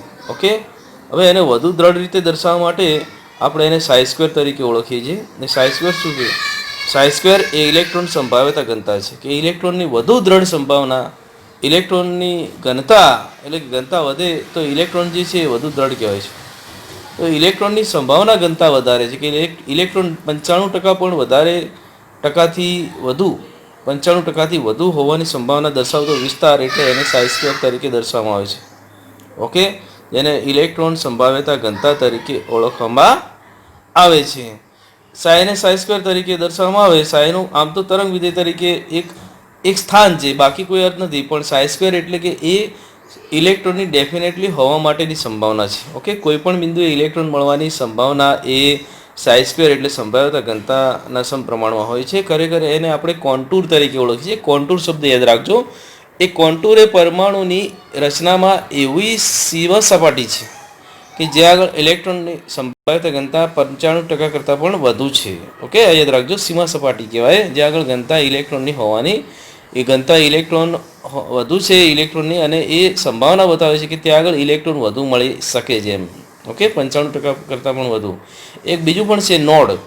પરમાણુમાં એક એવો વિસ્તાર છે કે જ્યાં આગળ ઇલેક્ટ્રોન હોતો જ નથી, જ્યાં આગળ ઇલેક્ટ્રોન મળી આવવાની સંભાવના શૂન્ય હોય છે, ત્યારે એને આપણે નોડ કહીએ છીએ. ત્યાં આગળ ઇલેક્ટ્રોનનો શૂન્યાવકાશ છે, કશું હોતું જ નથી, ખાલી જગ્યા હોય છે, તો એને નોડ કહેવામાં આવે છે. અને ત્યાં આગળ 0% ઇલેક્ટ્રોનની સંભાવના છે. 95%થી વધુ એટલે એને સંભાવ્યતા ઘનતા સાઈ સ્ક્વેર તરીકે ઓળખીશું. ઓકે, તો અહીંયા સાઈ એટલે શું છે? તો એ સાઈ એ પરમાણિક કક્ષક માટે અહીંયા સાઈ દર્શાવેલો છે NLM અનુસાર. આ NLM શું છે? તો એ ક્વોન્ટમ આંક છે જેની ગણતરી આપણે હવે અગાઉ શીખવાની છે. આ સમીકરણ જે દર્શાવ્યું છે એ આપણે અહીંયા શીખવાનું નથી, પણ અહીંયા શ્રોડિંજરે જે સમીકરણ દર્શાવ્યું છે એને આપણે આ રીતના જોઈ શકીએ છીએ એમ. આ સમીકરણ તમારે યાદ રાખવાનું નથી. ઓકે, હવે કક્ષા અને કક્ષકનો જે તફાવત છે એ જોઈ લઈએ આપણે. કક્ષા અને કક્ષક વચ્ચેનો તફાવત. કક્ષા અને કક્ષક વિશેની માહિતી તો મેં તમને અગાઉ જ આપી દીધી છે કે મોડેલ દર્શાવીને, ચિત્ર આકૃતિ દોરીને. પરંતુ અહીંયા કક્ષા શું કહેવાય છે? તો આપણને ખબર છે કે પરમાણુની કેન્દ્રની આસપાસનો વર્તુળાકાર માર્ગ જેમાં ઇલેક્ટ્રોન ઘૂમતો હોય છે, પરિભ્રમણ કરતો હોય છે, એ. કક્ષકો શું છે? કે જ્યાં ઇલેક્ટ્રોન મળી આવવાની સંભાવના 95% કરતાં પણ વધુ છે એવો વિસ્તાર છે. આપણે સાઈની વ્યાખ્યામાં જોયું હમણાં. કક્ષા ઇલેક્ટ્રોનની શક્તિ કેન્દ્રથી ઇલેક્ટ્રોનનું સાપેક્ષ અંતર દર્શાવે છે. આ મુદ્દો સમજવાનો છે કે અહીંયા કક્ષા શું છે? તો કેન્દ્ર છે આ રહ્યું, કેન્દ્રથી અહીંયા n બરાબર n નું રાઉન્ડ છે અહીંયા વર્તુળાકાર, પછી n બરાબર 2, n બરાબર 3 અને n બરાબર 4 કક્ષા છે. તો અહીંયા પહેલી કક્ષા છે એના કરતાં બીજી કરતાં ત્રીજી અને ત્રીજી કરતાં ચોથી એ કેન્દ્ર કરતાં વધારે દૂર જાય છે. તો એકની સરખામણીમાં, એકની સાપેક્ષમાં વધારે દૂર જાય છે. તો કેન્દ્રથી n બરાબર 1, કેન્દ્રથી n બરાબર 2, તો n બરાબર 1 એ વધારે નજીક છે. 1 કક્ષા, પ્રથમ કક્ષા વધારે નજીક છે, k કરતાં l વધારે દૂર છે એમ. n બરાબર 1 કરતાં n બરાબર 2 વધારે દૂર છે. તો એને કહેવાય કેન્દ્રથી સાપેક્ષ અંતર. એ કક્ષા બતાવે છે. કેન્દ્રથી સાપેક્ષ અંતર ખરેખર એ કક્ષા વડે જ આપણને, પહેલી કક્ષા કરતાં બીજી દૂર છે તો કક્ષા વડે જ નક્કી થાય છે કેન્દ્રથી કયો ઇલેક્ટ્રોન કઈ કક્ષામાં છે, કેટલે દૂર છે. તો દૂર હોય તો ઇલેક્ટ્રોનની શક્તિ વધુ હોય એમ કેન્દ્રથી, તો ઇલેક્ટ્રોનની શક્તિ પણ દર્શાવે છે કે વધુ દૂર જાય કક્ષા તો એ શક્તિ વધે, નજીક આવે તો કેન્દ્ર તરફ આકર્ષાય, કારણ કે ધન અને ઋણનો વિદ્યુતીય આકર્ષણ બળ. તો નજીક જે કક્ષા હોય એમાં રહેલો ઇલેક્ટ્રોન વધુ આકર્ષણ કે એની શક્તિ ઓછી હોય, વધુ દૂર જાય કેન્દ્રથી. દાખલા તરીકે n બરાબર 2માં છે તો n બરાબર 3માં હોય તો n બરાબર 3માં રહેલા ઇલેક્ટ્રોનની શક્તિ વધુ હોય n બરાબર 2 કરતાં. n બરાબર 3 કરતાં n બરાબર 4 નહીં વધુ હોય, કારણ કે 4 એ 3 કરતાં વધુ છે. તો આ રીતના સાપેક્ષ શક્તિ પણ જે ઇલેક્ટ્રોનની સાપેક્ષ અંતર છે કેન્દ્રથી, પછી આ જે છે એની ઉર્જા કહેવાય. ઇલેક્ટ્રોનનું અંતર શોધી, કેન્દ્રથી ઇલેક્ટ્રોનનું અંતર શોધી શકાય છે. ઉર્જા એટલે શક્તિ એમ, બરાબર, અંતર પણ શોધી શકાય છે. તો અહીંયા ખાતર ઇલેક્ટ્રોન હોવાની સંભાવના દર્શાવે. કક્ષા એ શું છે કે એનું ઇલેક્ટ્રોન હોવાનું સ્થાન, it is GPS location of the electron એમ કહી શકાય. ઓકે, ઇલેક્ટ્રોનને ટ્રેક થાય કે ભાઈ અહીંયા 95% છે એમ. ઓકે, જે શ્રોડિંજરે વાત કરી એવી રીતે કક્ષા એ ઇલેક્ટ્રોનની મુખ્ય શક્તિ એટલે n બરાબર n એ શું છે? મુખ્ય ક્વોન્ટમ આંક. તો એ મુખ્ય શક્તિ તરીકે n દર્શાવવામાં આવે છે. જ્યારે જે કક્ષક એ શું છે? તો કક્ષક એ ખરેખર ગૌણ શક્તિ કહેવાય છે, દ્વિતીય શક્તિ. મુખ્ય શક્તિ એટલે કે ત્યાંથી એની મુખ્ય શક્તિ કેટલી છે એ નક્કી કરી શકાય છે, પછી એની ગૌણ શક્તિ કક્ષકમાં નક્કી થતી હોય છે. ઓકે, n બરાબર 1માં અને n બરાબર 2માં, n બરાબર 2માં s અને p બંને કક્ષકો છે, બરાબર. n બરાબર 2માં અહીંયા જોઈએ તો અહીંયા આપણે જોઈએ કે s પણ છે અને p પણ છે. n બરાબર s p અને d ત્રણે છે, અને n બરાબર 4માં s p d અને f ચારે ચાર છે. ઓકે, તો પહેલા જે મુખ્ય શક્તિ નક્કી થાય છે એટલે મુખ્ય ક્વોન્ટમ આંક ધરાવતી એ કક્ષા છે આ રહી રાઉન્ડ્સ, અને પછી એમાં રહેલી આ જે મીંડા દર્શાવે છે કક્ષકો પેટાકોષ કહેવાય છે. એ પેટાકોષમાં રહેલા કક્ષકોને s less than p less than d એ રીતના નક્કી થતી હોય છે. એક જ કક્ષામાં રહેલી કક્ષકોમાં એસ કરતાં પી અને પી કરતાં ડીની શક્તિ વધુ હોય છે એવું આપણે કહી શકીએ છીએ. એ આગળ આપણે જોઈશું શક્તિ ગણવાની રીત કઈ છે કક્ષકોની, બરાબર. પણ અહીંયા એસ કરતાં પી અને પી કરતાં ડી એક જ કક્ષામાં હોય એના માટે n=3 માટે એસ લેસ દેન પી લેસ દેન ડી થાય શક્તિના અનુસંધાનમાં. તો એ એની ગૌણ શક્તિ કહેવાય. કક્ષામાં મુખ્ય શક્તિ કે n=1 એટલે એ 2 કરતાં ઓછી એમ એ મુખ્ય શક્તિ. પછી એમાં પણ કઈ કક્ષકો છે એ અનુસાર એની શક્તિ એટલે એ ગૌણ શક્તિ કહેવાય. ઓકે, KLMN વડે દર્શાવીએ તો આપણને ખબર છે ને SPDF એ કક્ષકો માટેના સિમ્બોલ છે SPDF. ઓકે, ના KLMN n=1 માટે K, 2 માટે LMN. ઓકે, હવે કક્ષામાં ઇલેક્ટ્રોન જે છે એ 2n². અહીંયા આ સૂત્ર છે 2n².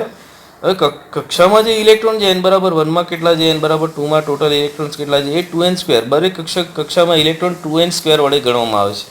જ્યારે કક્ષકમાં જે છે વધુમાં વધુ 2 ઇલેક્ટ્રોન જ રહે છે. હવે એસ કક્ષક લઈએ તો એમાં 2, પછી પીની 3 છે તો એમાં દરેકમાં 2 વધુમાં વધુ એટલે કે 6 ઇલેક્ટ્રોન્સ, 2 2 2. પણ એક કક્ષકની વાત કરીએ તો એક કક્ષકમાં ફક્ત 2 ઇલેક્ટ્રોન જ ગોઠવાઈ શકે, એટલે કક્ષક વાઇઝ 2 ઇલેક્ટ્રોન ગોઠવાઈ શકે, બરાબર. પીની પણ પેટા કક્ષકો છે એ એક્સ, વાય અને ઝેડ. ઓકે, અને ડીની પણ છે x y y z z x x² y² અને dz². 5 પેટા કક્ષકો છે તો એમાં 2 કુલ 10 ઇલેક્ટ્રોન એમાં ગોઠવાઈ શકે. અને એફની કુલ જો એફ કક્ષક લઈએ, પેટાકોષ લઈએ તો એમાં કુલ 14 ઇલેક્ટ્રોન ગોઠવાઈ શકે, કારણ કે 7 પેટા કક્ષકો હોય છે એફની, જે આપણે ભણવાની નથી પણ 7 હોય છે. પરંતુ એમાં જોઈએ તો આપણે 7 દુ 14 ઇલેક્ટ્રોન ગોઠવાઈ શકે છે. ઓકે, તો અહીંયા વધુમાં વધુ ઇલેક્ટ્રોનની ગોઠવણી એક કક્ષક માટે જોઈએ તો 2 જ હોય છે. જેમ કે 1s માં 2 ઇલેક્ટ્રોન, પછી એમાં પછી 2s આવે, પછી 2p આવે, પછી 3s 3p, પછી 4s 3d, એ રીતના અલગ અલગ આવે છે. હવે 4s કેમ આવી અને 3d પછી કેમ આવી એની માહિતી આપણે આવબાઉના નિયમમાં આપીશું. ઓકે, એ આગળ ઇલેક્ટ્રોન રચનાનો નિયમ છે એમાં આવશે. તો આ એક ક્રમ છે કે ઇલેક્ટ્રોન જ્યારે ગોઠવાય છે તો આવી રીતે 1s 2s 2p, જેમ મેં મોડેલમાં બતાવ્યું એમ 1s 2s 2p 3s 3p 4s 3d electrons આવી રીતે ભરાતા હોય છે. તો આ રીતના કક્ષા અને કક્ષક વચ્ચેનો તફાવત તમને પૂછી શકાય છે, કે જે મહત્વનો પ્રશ્ન છે. ઓકે, હવે આપણે જે મુખ્ય પ્રશ્ન છે ક્વોન્ટમ આંકડી વિશેની માહિતી આપણે જોઈ લઈએ. એના પહેલાં અહીંયા એક ઇલેક્ટ્રોનની ગોઠવણી આપણે જે દર્શાવી કે કક્ષામાં ઇલેક્ટ્રોનની ગોઠવણી 2n² સૂત્ર વડે થાય છે અહીંયા દર્શાવી છે.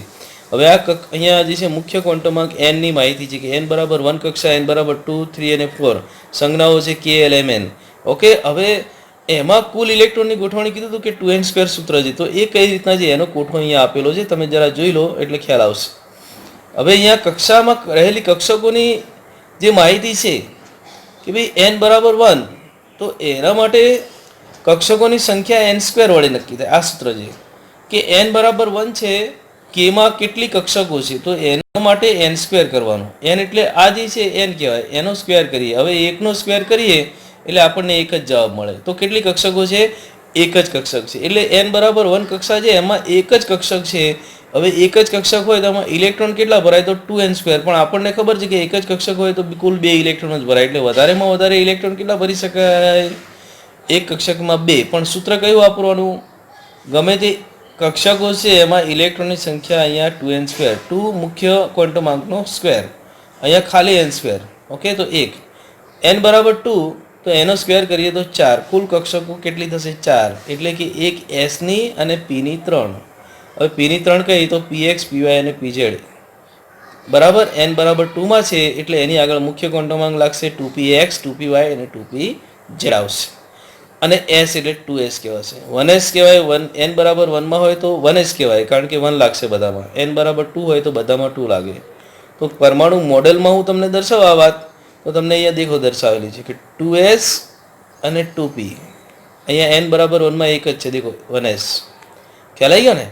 અહીંયા 2p જ દર્શાવી છે, પણ ખરેખર 2p માં પણ 3 પેટા કક્ષકો છે. એ આપણે ક્વોન્ટમ અંકમાં જોવાનું છે. 2px 2py અને 2pz. ઓકે, એટલે કુલ p ની 3 થઈ અને s ની 1 થઈ, એટલે કુલ 4 થઈ ને. 3 ને 1 4, p ની 3 અને s ની 1, એટલે કુલ 4 કક્ષકો n² અનુસાર મળી ગઈ. હવે 4 હોય તો ઇલેક્ટ્રોન કેટલા ગોઠવાય? કુલ 4 કક્ષકો છે એટલે 2 ગણીએ તો 4 દુ 8. ઓકે, ખ્યાલ આવી ગયો ને? તો આ સંખ્યાને 2 વડે ગુણી દેવાનું એટલે આપણને ઇલેક્ટ્રોન્સ મળી જાય. 3 માં દેખો તો એમાં 3 નો સ્ક્વેર કરીએ એન સ્ક્વેર તો 9 કક્ષકો છે. હવે 9 કક્ષકો એટલે n બરાબર 3માં s પણ છે, p પણ છે અને d પણ છે. અહીંયા દેખો કે અહીંયા આ 3s 3p અને 3d 3 લાખ. આગળ મુખ્ય ક્વોન્ટમમાં n બરાબર 3 લાગે, 3s 3p અને 3d. ઓકે, તો એ ગણીએ તો 1 3 4 4 ને 5 9 થઈ ગઈ. એટલે કે એક s ની હોય, s ની એક જ હોય, p ની 3 પેટા અને d ની 5 મેં કીધું એમ આગળ કીધું હતું. તો p ની 3 d ની 5 8 અને એક થઈ તમારી આ s ની એટલે કે 3s, પછી p ની 3 એટલે 3px 3py 3pz અને d ની 5 d 3dxy 3dyz 3dzx 3dx2 y2 3dz2. આ પ્રકારે કક્ષકો થાય. એ 5 3 8 ને 1 9 કક્ષકો થઈ અને એમાં 9 દુ 18 ઇલેક્ટ્રોન્સ ભરાય. 9 કક્ષકો હોય તો એમાં 18 ઇલેક્ટ્રોન, એક કક્ષકમાં 2, તો એ રીતના 9 કક્ષકો ગણીએ તો 18 ઇલેક્ટ્રોન્સ ભરાય. એ રીતના n બરાબર 4 છે તો 4માં ગણીએ તો બીજી એક આવે છે કક્ષક કે n બરાબર 4માં ગણીએ તો f કક્ષક પણ આવે છે. 4નો વર્ગ કરીએ તો કુલ 16 કક્ષકો છે. 4નો વર્ગ કરીએ તો કુલ 16 કક્ષકો થાય છે. અહીંયા દેખી શકો છો.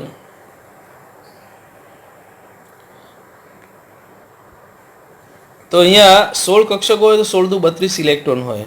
હવે f કઈ રીતના આવે છે તો અહીંયા દેખો કે આ જે છે પેટાકોષ 4s 4p 4d અને 4f. તો કુલ ઇલેક્ટ્રોન્સ કેટલા થયા? s ના 2 થયા, p ના 6 થયા, d ના 10 થયા. કારણ કે ઇન્ડિવિજ્યુઅલ ગણીએ તો d માં 10 ઇલેક્ટ્રોન, 5 દુ 10, p ના 6 16 ને આના 2 2 18 18 ને આના 14 18 ને 14 32. તો અહીંયા પહેલીમાં 2, બીજીમાં 2 ને 6 8, પછી 18 18 થયા, પછી 32 થયા.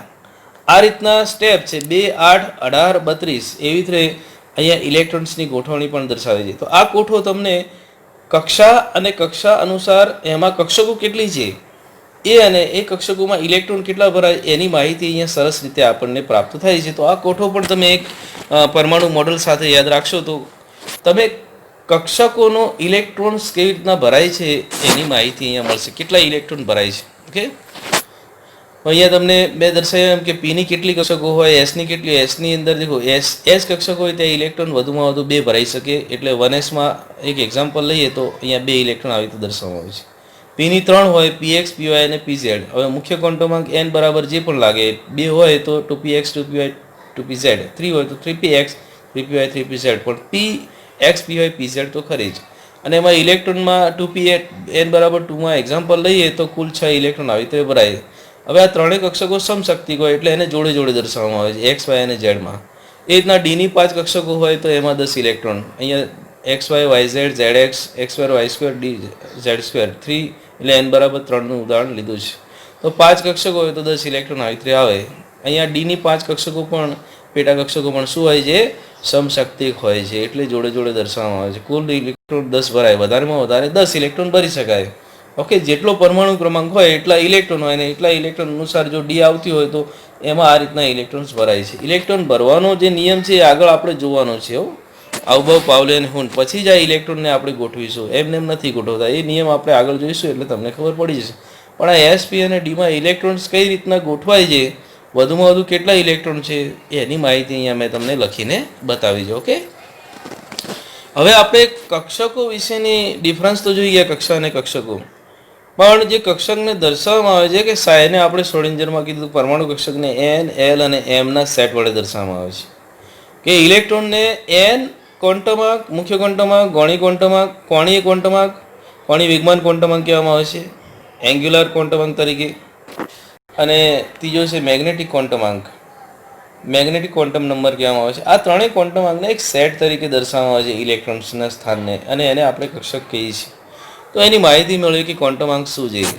તો ક્વોન્ટમાંક એ શું છે? તો ખરેખર એ કક્ષકોને તેમના કદ, અહીંયા જે છે એ જોવા જેવું છે કે કક્ષકોને તેના કદ, વિન્યાસ અને આકાર અનુસાર વિભેદિત કરે છે. વિભેદિત એટલે અલગ પાડે છે, અલગ કરે છે. ઇટ ડિફર્સ એટલે કે તેના કદ કેવું છે, નાનું છે, મોટું છે, આકાર કેવો છે, અને દિક વિન્યાસ એટલે એની દિશા કઈ છે. એક્સ વાય અને ઝેડ કાર્ટેશિયન આમ અવકાશમાં દોરવામાં આવે તો એક્સમાં છે, વાયમાં છે કે ઝેડમાં છે. ઇલેક્ટ્રોન કયા અક્ષ ઉપર છે? તો કે અક્ષની વચ્ચે પણ હોઈ શકે, એક્સ વાયની વચ્ચે હોઈ શકે, વાય ઝેડની વચ્ચે હોઈ શકે, ઝેડએક્સની વચ્ચે હોઈ શકે, ક્યાં છે એમ, તો એ દિક વિન્યાસ કહેવાય. ઓકે, તો એ અનુસાર ઇલેક્ટ્રોન કક્ષકોને વિભાજિત કરે. ઇલેક્ટ્રોનનું સ્થાન જે છે એ અલગ કરે છે કે ભાઈ આ પીએક્સ પીવાય અને પીઝેડને અલગ કરવું તો કઈ રીતના કરી શકાય, તો એ ક્વોન્ટમ અંક વડે નક્કી કરી શકાય છે. એમાં ક્વોન્ટમ અંક ભણવા પડે. અને અહીંયા ઇલેક્ટ્રોનનું સ્થાન જે છે એ ક્યાં છે, કેન્દ્રની નજીક છે, કેન્દ્રથી દૂર છે, એ પણ માહિતી આપે છે. ઓકે, અહીંયા આકાર અને દિક વિન્યાસ જે છે એની માહિતી આપે છે. તો અહીંયા ઇલેક્ટ્રોન જે છે એની સંભાવના પરમાણુ કક્ષકમાં છે તો એ કેના વડે જાણવા મળે છે, એન, એલ અને એમ વડે.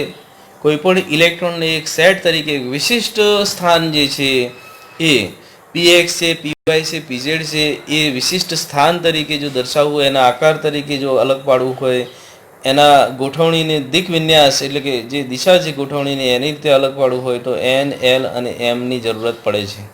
તો અહીંયા ક્વોન્ટમ અંક એ શું છે, ઇન શોર્ટ કહેવામાં આવે તો પરમાણુમાં રહેલા ઇલેક્ટ્રોનનું સંપૂર્ણ વર્ણન કરે છે, સવિસ્તર વર્ણન કરે છે. ઇલેક્ટ્રોનને વ્યાખ્યાયિત કરવો હોય સારી રીતે તો ક્વોન્ટમ અંકની માહિતી હોવી જોઈએ. જે તે ઇલેક્ટ્રોન કઈ રીતના દર્શાવો એ ક્વોન્ટમ અંક નક્કી કરતા હોય છે, એન, એલ અને એમ. આ ઉપરાંત ઇલેક્ટ્રોનની એક સ્પિન હોય છે, એક દિશા હોય છે સ્પિનની. તો એ દિશા અનુસાર પણ એક ચોથો ઇલેક્ટ્રોન અહીંયા એસ જે છે એ મળે છે, જેને આપણે અહીંયા ચુંબકીય ક્વોન્ટમ અંક કહીએ છીએ. અહીંયા ચોથો ક્વોન્ટમ અંક એન, એલ, એમ તો છે જ, આ 3 ક્વોન્ટમ અંક તો ખરી જ, પણ એના સ્પિન એટલે કે એની ગતિને આધારે, એની જે ભ્રમણ છે એના આધારે એક પ્રકારનું ધરી ભ્રમણ છે. ઇલેક્ટ્રોનને 2 પ્રકારનું ભ્રમણ હોય છે, એક ધરી ભ્રમણ અને બીજું પરિભ્રમણ. પરિભ્રમણ એટલે કેન્દ્રની આજુબાજુનું ભ્રમણ, અને ધરી ભ્રમણ એટલે ઇલેક્ટ્રોનનું અક્ષીય ભ્રમણ કહેવાય, કે ઇલેક્ટ્રોન જે છે પોતાની ધરીની આસપાસ ફરતો હોય છે. ધરીની આસપાસ એટલે કે પોતે ફરતો હોય છે, એમ પોતે પણ ફરતો હોય છે, જેમ પૃથ્વી પોતે ફરે છે અને સૂર્યની આસપાસ પણ ફરે છે. ઓકે, 24 કલાકમાં એક આંટો પૂરો પાડે છે, તેમ આપણે કહી શકીએ કે જે સૂર્યની આસપાસ પરિભ્રમણ કહેવાય, પણ પૃથ્વી પોતે ફરે શું કહેવાય, ધરીભ્રમણ. એ જ રીતના કેન્દ્રની આસપાસ ઇલેક્ટ્રોન ફરે એ પરિભ્રમણ કહેવાય, અને પોતે ફરે તો એ ધરીભ્રમણ કહેવાય. જે પોતે ધરીભ્રમણ છે એ સ્પિન કહેવાય એની. એ સ્પિન અનુસાર એનો ચોથો એક ક્વોન્ટમ અંક છે જેને સ્પિન, એસ એટલે સ્પિન કહેવાય છે. એ અનુસાર પણ એનો એક ક્વોન્ટમ અંક નક્કી થાય છે. એટલે કુલ 4 ક્વોન્ટમ અંક છે, એન, એલ અને એમ. એના વિશેની માહિતી હવે જોઈ લઈએ આપણે. ચલો, પ્રથમ આપણે મુખ્ય ક્વોન્ટમ અંક એટલે શું. હવે મુખ્ય ક્વોન્ટમ અંક એટલે એને એન વડે દર્શાવવામાં આવે છે. એ ધનપૂર્ણાંક સંખ્યાઓ છે. ધનપૂર્ણાંક સંખ્યાઓ એટલે 1, 2, 3 થી ચાલુ થાય, 4, 5, 6, 7, 8. પણ આપણે એને કે એન બરાબર 1 એટલે કે, એન બરાબર 2 એટલે એલ, એમ અને એન. ખરેખર તો મુખ્ય ક્વોન્ટમ અંક શું છે, તો મુખ્ય ક્વોન્ટમ અંક એ કક્ષા અથવા તો કોષ કહેવાય છે, જે આપણે આગળ કોષ દેખ્યા ને. ઓકે, તો અહીંયા એ શું નક્કી કરે છે, એનું મુખ્ય કામ શું છે કક્ષાનું. એ મુખ્ય ક્વોન્ટમ અંક એ ખરેખર પરમાણુમાં કક્ષા વિશેની માહિતી આપે છે. તો આપણે આગળ જોયું કક્ષામાં શું લખ્યું હતું, કક્ષકનું કદ કેટલું છે એની માહિતી આપે છે. કક્ષકનું કદ, પરમાણુનું કદ એટલે કે પરમાણુમાં જો ઇલેક્ટ્રોન્સ વધુ હોય તો n બરાબર 1 માં ગોઠવાય, n બરાબર 2 માં ગોઠવાય. એટલે પરમાણુમાં કદ પણ વધી શકે છે. પરમાણુની ત્રિજ્યા જે છે ને એ મુખ્ય ક્વોન્ટમ અંક વડે નક્કી કરી શકાય છે. ઓકે, કક્ષકનું કદ પણ નક્કી કરી શકાય છે. કક્ષક એટલે કક્ષા નહીં પણ કક્ષક, એનું પણ કદ આપણે નક્કી કરી શકીએ છીએ. બીજું ઇલેક્ટ્રોનનું સાપેક્ષ અંતર કેન્દ્રથી, એ પણ આપણે કક્ષા જે છે મુખ્ય ક્વોન્ટમ અંક n નક્કી કરે છે. ઇલેક્ટ્રોનની સાપેક્ષ શક્તિ પણ નક્કી કરે છે. તેઓ કેન્દ્રથી ઇલેક્ટ્રોનનું અંતર, ઇલેક્ટ્રોનની સાપેક્ષ શક્તિ, કક્ષકનું કદ, પછી પરમાણુની ત્રિજ્યા નક્કી કરી શકે છે. ઓકે, તો આટલી બધી માહિતી છે એ પરમાણુમાં કોષ જે છે કક્ષા છે એ મુખ્ય ક્વોન્ટમ અંક n કહેવાય છે. ધનપૂર્ણાંક સંખ્યાઓ જે આપણે અગાઉ મોડેલમાં જોઈ ગયા કે, એલ, એમ, એન, એને આપણે વર્તુળાકાર માર્ગ જે છે એને અલગ અલગ રીતે આપણે મુખ્ય ક્વોન્ટમ અંક, મુખ્ય શક્તિ વડે દર્શાવવામાં આવતું હોય છે. ઓકે,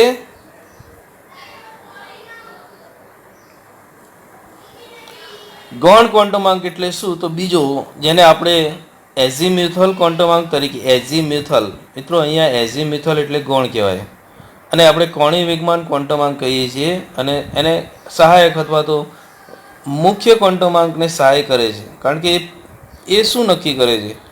તો ખરેખર એ જે તે કક્ષક હોય છે એસ પી ડી એફ એનો આકાર નક્કી કરે છે. એનો આકાર તો નક્કી કરે છે, સાથે સાથે અહીંયા કક્ષકો કઈ છે, એસ આવશે કે પી આવશે, એનના મૂલ્ય અનુસાર જે છે એનના મૂલ્યો મુખ્ય ક્વોન્ટમાંકના મૂલ્યોથી એની ગણતરી થાય છે. અને એલ નક્કી કરવા માટે એનનું સૂત્ર છે n-1. n-1 એલ બરાબર 0થી 1 2 3 n-1 સુધીના મૂલ્યો છે. એનું મૂલ્યો કેટલા છે આ રીતના, પણ એનું જો 0થી n-1 નક્કી કરવા હોય તો એ સૂત્ર છે કે એલ બરાબર n-1 સૂત્ર મૂકવું પડે. ઓકે, સૂત્ર કયું છે એલને શોધવાનું? તો એલને શોધવાનું સૂત્ર આ છે, એલ બરાબર n-1 આ સૂત્ર છે. હવે n એટલે શું છે? તો કક્ષા. n બરાબર 1 મૂકો, એલ બરાબર 1 મૂકતા એલ બરાબર 1 મૂકો તો શું થાય? તો અહીંયા n બરાબર 1 મૂક્યો, n બરાબર n બરાબર 1, અહીંયા 1. હવે n ની વેલ્યુ જે છે 1 મૂકો તો શું થાય?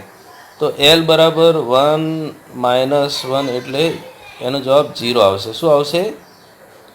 0 આવશે. એનો જવાબ 0 આવશે. તો શૂન્યનો મતલબ શું થયો? કે n બરાબર 1 એટલે એલ બરાબર 0.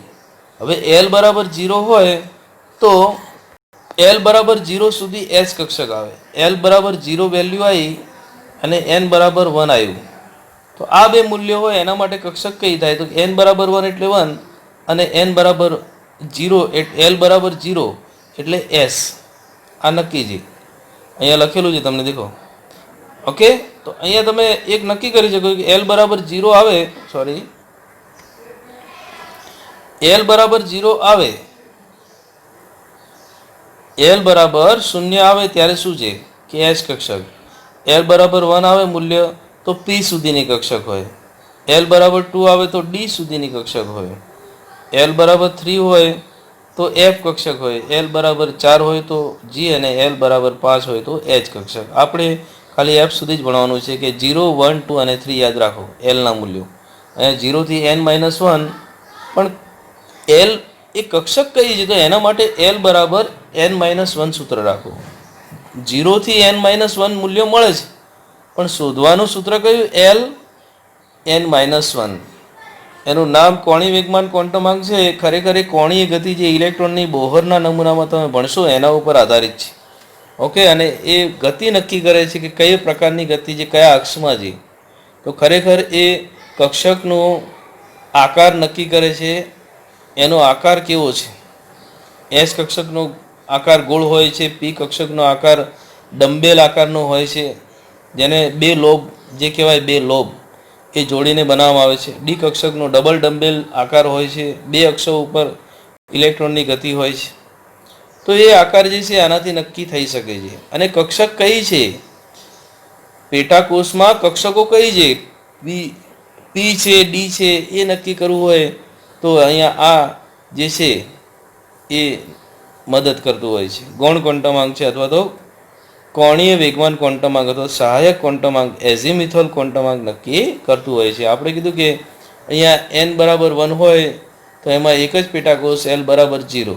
n બરાબર 2 હોય તો એલના બે મૂલ્યો મળે છે 1 સુધી, 0 અને 1 સુધી. એટલે કે n બરાબર 2માં કુલ બે કક્ષકો છે. એસ એલ બરાબર 0 માટે એસ અને 1 હોય ત્યારે એમાં પી કક્ષક હોય. એવી રીતે n બરાબર 3માં 3 મૂલ્યો મળશે એલના 0, n બરાબર 1 એસ કક્ષક માટે. પછી અહીંયા ત્રીજું મૂલ્ય મૂકશો, n બરાબર 3 નથી મૂકવાનું મિત્રો. n બરાબર 3 અને એલ બરાબર 0 એ રીતે બે મૂલ્યો નક્કી કરે. n બરાબર 3, એલ બરાબર 0 એટલે 3s કક્ષક. n બરાબર 3 અને એલ બરાબર 1 એટલે પી કક્ષક થાય. એ તો આપણને ખબર હોય. n બરાબર 3 અને એલ બરાબર 2 એટલે ડી કક્ષક થાય. અહીંયા n બરાબર 2 છે તો બે કક્ષકો સુધી મળે. n બરાબર 2 એલ બરાબર 0 એટલે 2s કક્ષક થાય, n બરાબર 2 અને એલ બરાબર 1 એટલે 2p કક્ષક થાય. ઓકે, તો આ રીતના n અને l ના મૂલ્યો પરથી આપણે કક્ષક કઈ છે, s છે કે p છે કે d એ પણ નક્કી કરી શકીએ છીએ. તો l ની આ 0 1 2 3 4 5 ના મૂલ્યો માટે કઈ કક્ષક છે એની માહિતી આપી. 0 હોય તો s, 1 હોય તો p, 2 હોય તો d, 3 હોય તો f, 4 હોય તો g અને 5 હોય તો h. હવે એનો કોઠો પણ જોઈ લઈએ કે અહીંયા l ના મૂલ્યો દેખો, n નું મૂલ્ય 1 તો l નું મૂલ્ય n-1 એટલે કે 1 - 1 0 આવશે, 1s. હવે n માટે અહીંયા મૂલ્ય દેખો તો બે મૂલ્ય મળશે. બે મૂલ્યો n બરાબર 2 છે, n બરાબર 2 માં n-1 સુધીના મૂલ્યો મળે, n-1 સુધીના બરાબર 0 અને 1, 0 અને 1 મળશે. ઓકે, 0 અને 1 મળશે.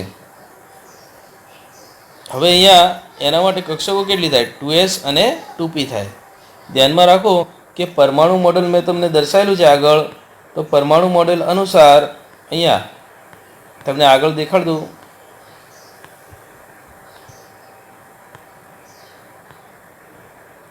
કે આ પરમાણુ મોડેલમાં અહીંયા n બરાબર 1 છે તો 1s કક્ષક, પછી 2s અને 2p છે, 3s 3p અને 3d છે. દેખો અહીંયા n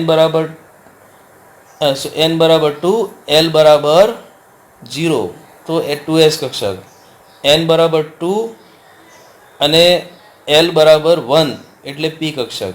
l નું મૂલ્ય 1 હોય તો p આવે, l બરાબર 1 તો p આવે, l બરાબર 2 તો d આવે. ઓકે, અહીંયા 0 1 ને 2 છે, અહીંયા 0 1 2 અને 3 l ના 4 મૂલ્યો છે.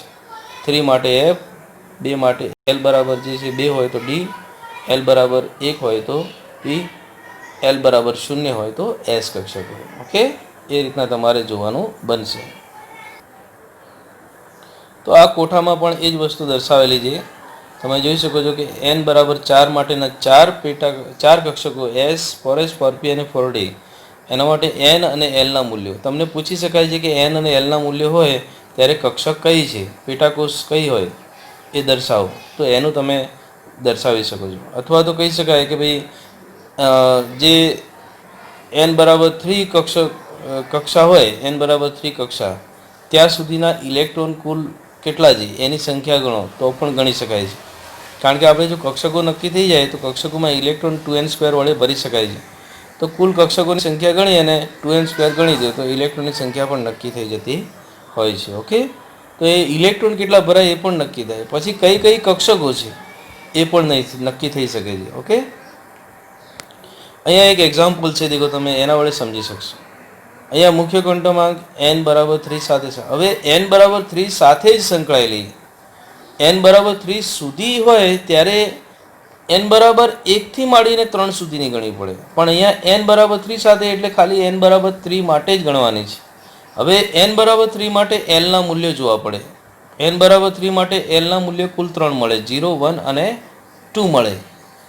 3 મૂલ્યો મળી શકે. 3 કરતાં 1 ઓછું એટલે 2 સુધી મળે. 4 હોય તો 4 કરતાં 1 ઓછું એટલે 3 સુધી મળે, એટલે 0 1 2 અને 3 મળે. અહીંયા n બરાબર 3 છે તો l ના કુલ શક્ય 3 મૂલ્યો મળે, 0 1 અને 2 બરાબર 2 સુધી મૂલ્યો મળે. કારણ કે n-1 મૂલ્ય મૂકો એટલે 3 - 1 એટલે l નું મૂલ્ય 2 આવે, એટલે મેક્સિમમ મૂલ્ય 2 આવે છે, એટલે 2 સુધી જ એના મૂલ્યો મળી શકે. એ રીતના પણ સૂત્ર વડે ગણતરી કરી શકાય કે 0 1 અને 2. હવે 0 છે એ s બતાવે છે અને n બરાબર 3 એટલે l બરાબર 0, l બરાબર 0 અને n બરાબર 3. n બરાબર 3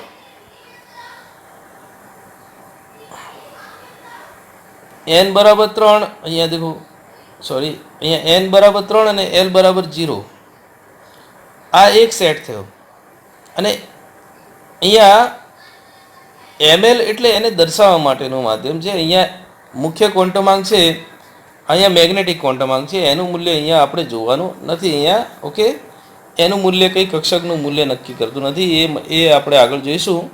પણ અહીંયા તમે આને નિગ્લેક્ટ કરી દો, એ આપણે શીખવાનું બાકી છે. ઓકે, ખાલી આ બે મૂલ્યો પરથી જ આપણે કક્ષક નક્કી કરી શકીએ છીએ ડેફિનેટલી. કે અહીંયા n બરાબર 3 અને l બરાબર 0 છે, તો આ બે મૂલ્યો પરથી કઈ કક્ષક થાય? તો આ બે મૂલ્યો પરથી આપણે કહી શકીએ છીએ કે 3 એટલે આગળ 3 મૂકવાનું અને l બરાબર 0 એટલે s હોય, એટલે એ તો આપણે ઓળખીએ છીએ. એમનું મૂલ્ય અહીંયા કંઈ ડેફિનેટલી મહત્વ નથી. હવે 1 માટે કહીએ, 1 માટે કહીએ તો 1 માટે l બરાબર 1 હોય,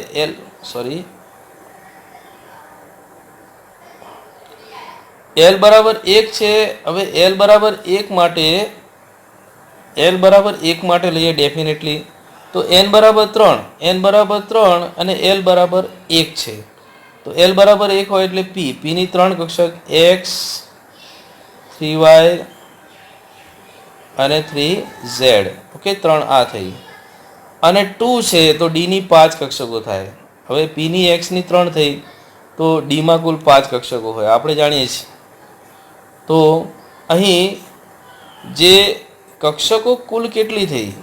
તો n બરાબર 3, l બરાબર 0, s 1, p ની 3 અને d ની 5. 3dxy અહીંયા લખીએ, 3dxy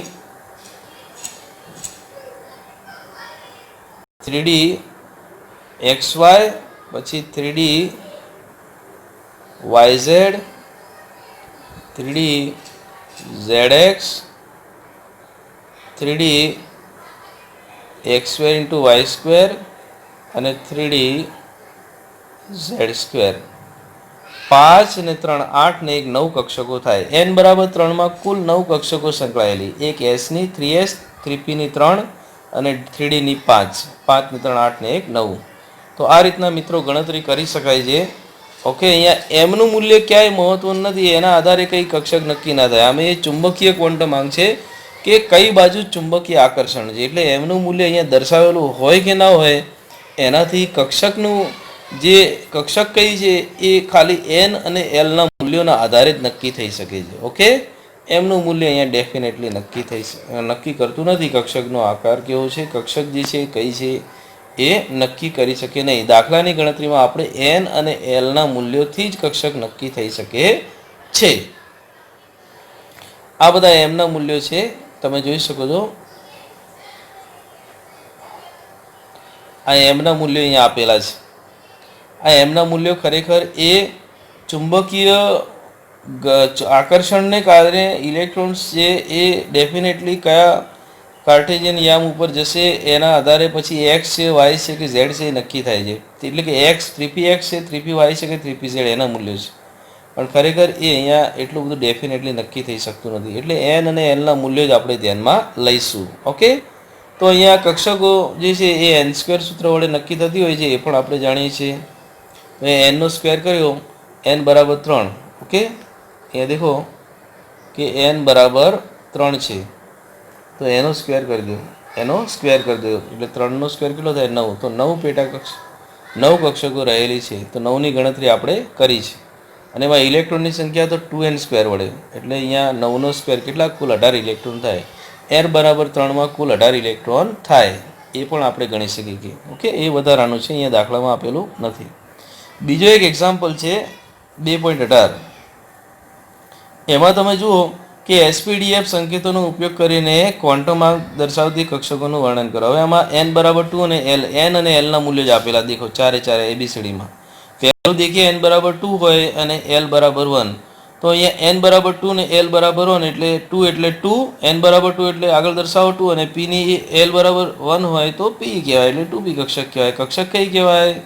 તો 2p કહેવાય. આ રીતનો દાખલો પૂછાઈ શકે એક. પછી બીમાં દેખો n બરાબર 4, l બરાબર 0 એટલે s કક્ષક, અને 4 એટલે કે 4s. ઓકે, એ રીતના n બરાબર 3, n બરાબર 5 અને l બરાબર 3 હોય તો f કક્ષક કહેવાય, એટલે 5f થઈ. અને n બરાબર 3 અને l બરાબર 2 એટલે 3d થઈ. આ રીતના કક્ષકો પૂછી શકાય છે દાખલામાં. ઓકે, આ દાખલો યાદ રાખજો. તો આ રીતના તમે ગૌણ ક્વોન્ટમાંક જે છે એની માહિતી જોઈ ગયા, જેને આપણે જે છે n l વડે દર્શાવી છે, અથવા તો l સ્મોલ l તરીકે ઓળખવામાં આવે છે, એઝીમ્યુથલ. હવે આપણે ચુંબકીય ક્વોન્ટમાંક વિશેની માહિતી જોઈ લઈએ. ચુંબકીય ક્વોન્ટમાંક કોને કહેવામાં આવે છે? તો ચુંબકીય ક્વોન્ટમાંક ખરેખર દિક્ સ્થાન એટલે કે અવકાશમાં એનું સ્થાન શું છે, ખરેખર એ કાર્ટેશિયન યામો એક્સ વાય અને ઝેડ ઉપર ડેફિનેટલી સ્થાન દર્શાવે છે. મેં કીધું એમ આગળ કીધું હતું એમ કે એમ છે ચુંબકીય પ્રકારની જે ધરીભ્રમણના કારણે ઇલેક્ટ્રોન ધરીભ્રમણ ધરાવે છે અને એ ધરીભ્રમણના કારણે એનું એક અવકાશીય સ્થાન નક્કી થાય છે. અવકાશીય કાલ્પનિક એક્સ વાય ઝેડ સ્થાનો અથવા એની વચ્ચે કયું સ્થાન છે, એટલે કે પી જે છે પેટાકોષ, એમાં પણ એના પણ કક્ષકનો પ્રકાર કયો છે, પેટાકોષમાં પણ કક્ષક કઈ છે, એમ પી એક્સ છે, પી વાય છે કે પી ઝેડ છે, એ નક્કી કરવા માટે આ ક્વોન્ટમ આંકનો ઉપયોગ થાય છે. ઇન શોર્ટ ખ્યાલ આવ્યો? 3p ખરી, પણ 3pમાં 3p એક્સ છે, 3p વાય છે કે 3p ઝેડ, એ ત્રણેયને અલગ કરીને દર્શાવી શકે છે એની ચુંબકીય ચાક માત્રાને આધારે.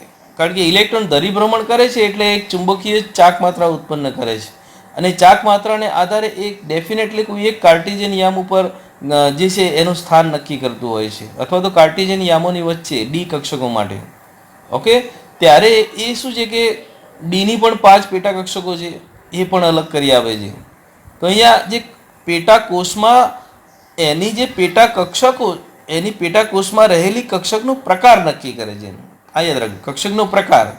પીમાં કઈ પી એક્સ, પી વાય કે પી ઝેડ, ડીમાં કઈ d x y, y z, z x, x square, y square કે ડી ઝેડ સ્ક્વેર, એ નક્કી કરે છે. ઇન શોર્ટ ઓકે, તો એ કઈ રીતના, તો અવકાશીય દિક સ્થાન છે જે ચુંબકીય ચાક માત્રા, ધરીભ્રમણને કારણે ઉત્પન્ન થતું ચુંબકીય ચાક માત્રા છે એના આધારે નક્કી કરતું હોય છે. ઓકે, તો અહીંયા તમે એનું સૂત્ર શું છે, એમ એલ કહેવાય છે. એલ એટલે એની કોણીય ગતિ હોય છે, એ ગતિમાં એનું ધરીભ્રમણ હોય છે ને એટલા માટે એને એલ સાથે ગૌણ ક્વોન્ટમાંક ના આધારે પછી ચુંબકીય ચાક માત્રા એટલે એને એમ એલ કહેવામાં આવે છે.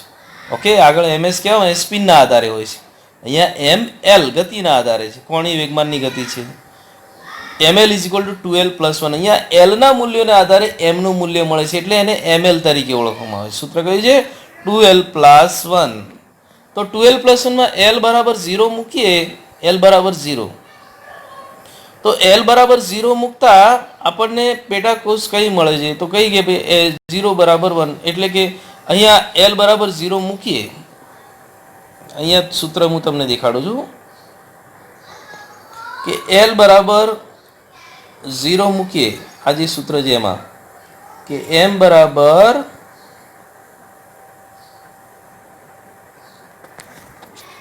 m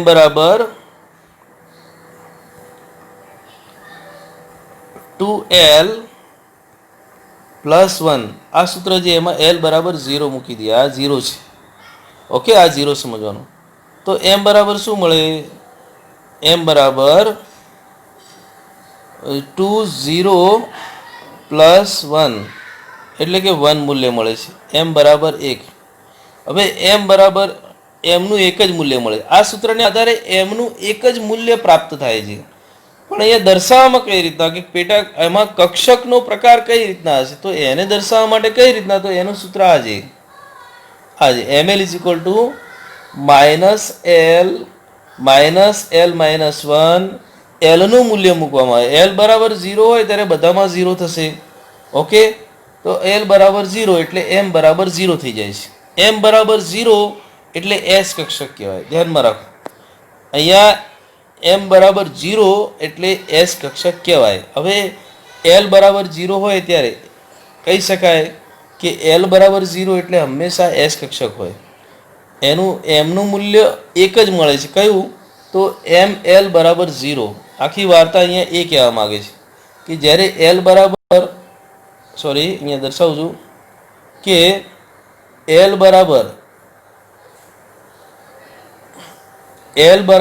0 હોય ત્યારે એમનું સૂત્રને આધારે, આ સૂત્રને આધારે શું મૂલ્ય મળે છે? 1 મૂલ્ય મળે છે. પણ દર્શાવાય કઈ રીતના, તો એલ બરાબર 0 મૂકવાનું સૂત્રમાં, તો ml is equal to L મૂકતા 0 થઈ જાય છે. તો આ બેના મૂલ્યને આધારે એલ બરાબર 0 એટલે એસ કક્ષક હોય, એમ બરાબર 0 મૂલ્ય મળે છે. એક મૂલ્ય કયું મળે છે? 0. હવે તમે એનું એ જ અહીંયા એલ બરાબર 1 માટે, એલ બરાબર 1 માટે આ સૂત્રમાં કિંમત મૂકી દો તો આપણને જવાબ કેટલો મળશે? એમના 3 મૂલ્યો મળશે. કેટલા? 3 મૂલ્યો મળશે. 2 ને 1 3. ઓકે, હવે 3 મૂલ્યો મળે એટલે આપણે કયા કયા મૂલ્યો સમજવાના.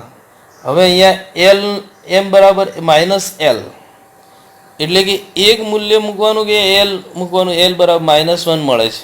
પછી અહીંયા -1 એલનું મૂલ્ય 1 મૂકી જો. 1 - 1 0, 0 મળી ગયું.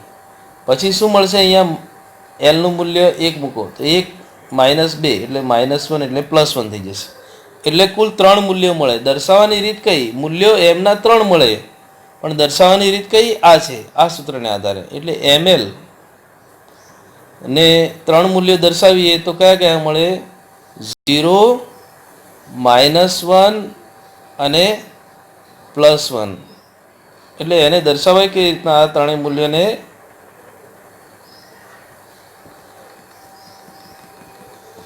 આવી રીતે દર્શાવીએ છીએ.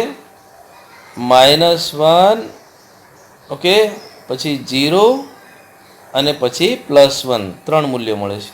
તો ml તરીકે આ 3 મૂલ્યો પ્રાપ્ત થાય છે. દેખો, આ સૂત્રને આધારે આપણે કહીએ તો અહીંયા આ સૂત્રને આધારે આપણે કહીએ તો કેટલા મૂલ્યો છે એ દર્શાવશે એમના. અને આ સૂત્રને આધારે કઈ રીતના દર્શાવે છે, એક કક્ષકનો પ્રકાર છે, પણ કક્ષકનો પ્રકાર કઈ રીતના મૂલ્ય દર્શાવે છે એની માહિતી અહીંયા મળે છે. ઓકે, તો આના આધારે આપણને px છે, py છે કે pz. હવે અહીંયા એમનું જો -1 મૂલ્ય મળે છે, m બરાબર 0 એટલે એલનું મૂલ્ય 0 એટલે કે m બરાબર 0. એલનું મૂલ્ય 1 મૂક્યું તો 3 મળ્યા, -1, 0 અને +1.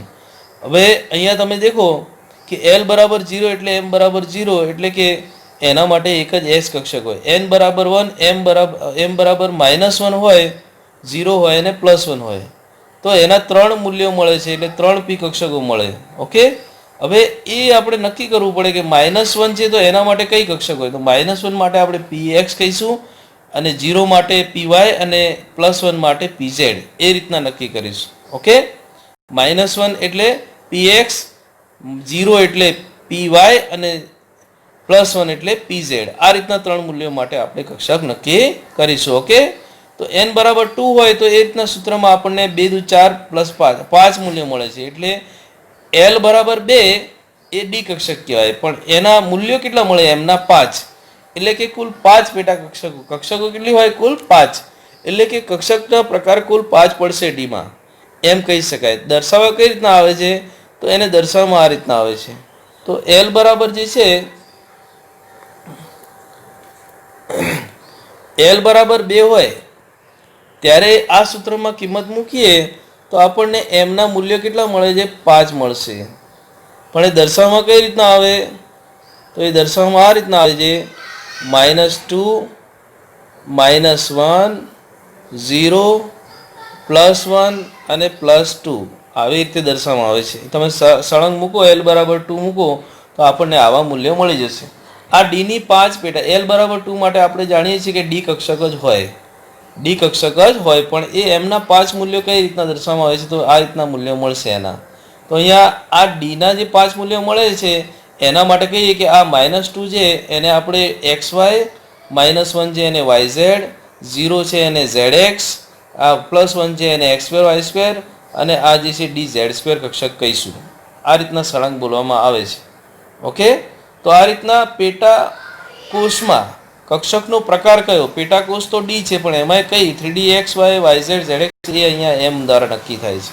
અને ખરેખર એ કોણી વેગમાન ધરાવતી ગતિ છે, એના આધારે ચુંબકીય ચાક માત્રા જે ઉત્પન્ન થતી હોય છે ઇલેક્ટ્રોન્સમાં, એ ઇલેક્ટ્રોનની ચુંબકીય ચાક માત્રાને આધારે પેટા કોષમાં કક્ષકનો પ્રકાર પીમાં 3 જે તો કઈ છે x y z, ડીમાં x y y z zx x2 y2 z2 જે કઈ છે એ નક્કી થતી હોય છે. ઓકે, તો અહીંયા કોઠામાં તમને આપેલું છે કે l બરાબર 0, 1, 2, 3, 5 મૂલ્ય છે.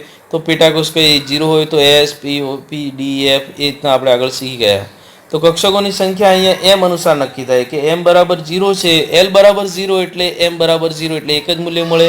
p માટે l નું મૂલ્ય 1 છે તો અહીંયા 3 મૂલ્ય મળશે. આ સૂત્રને આધારે m નું તો 3 પેટા કક્ષકો છે. તો અહીંયા પેટા કોષ છે જે કક્ષકો છે એમાં પણ કક્ષકો કેટલી છે સંખ્યા, કક્ષકોની કુલ સંખ્યા કેટલી આપણે જોઈએ ને P ની 3 D ની 5, તો એ અહીંયા એમના આધારે નક્કી થાય છે, ચુંબકીય ક્વોન્ટમ આંકને આધારે નક્કી થતી હોય છે.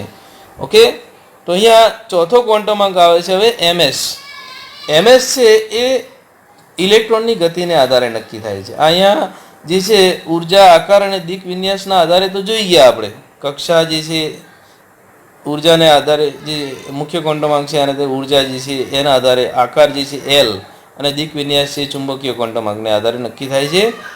પણ અહીંયા ક્યારેક જે છે એ અહીંયા ઇલેક્ટ્રોનની બાબતમાં રેખા વર્ણપટ મળે છે અને રેખા વર્ણપટમાં ક્યારેક આ ત્રણેય ક્વોન્ટમ આંક વડે ઇલેક્ટ્રોનનું સ્થાન નક્કી થઈ શકતું નથી. એટલે ઉહલેનબેક અને સેમ્યુઅલ ગાઉડસ્મિટ એક પ્રકારનો સ્પિનના આધારે, અહીંયા મેં આગળ સ્પિન સમજાવ્યું કે ઇલેક્ટ્રોનને બે પ્રકારની સ્પિન હોય છે અને એ બે પ્રકારની સ્પિન કઈ, તો એક જે છે અહીંયા સમજાય છે કે બે પ્રકારની સ્પિન છે, એક કક્ષકીય ગતિ અને બીજી છે અક્ષીય ગતિ. કક્ષકીય ગતિ જે છે એ કક્ષામાં ફરતું હોય છે, ગોળ ભમે છે પરિભ્રમણ, અને અક્ષીય ગતિ એટલે ધરીભ્રમણ કહેવાય. ઓકે, ધરીભ્રમણ અક્ષ અથવા ધરીની આસપાસ, ધરીની આસપાસ પરિભ્રમણ કરે છે એ.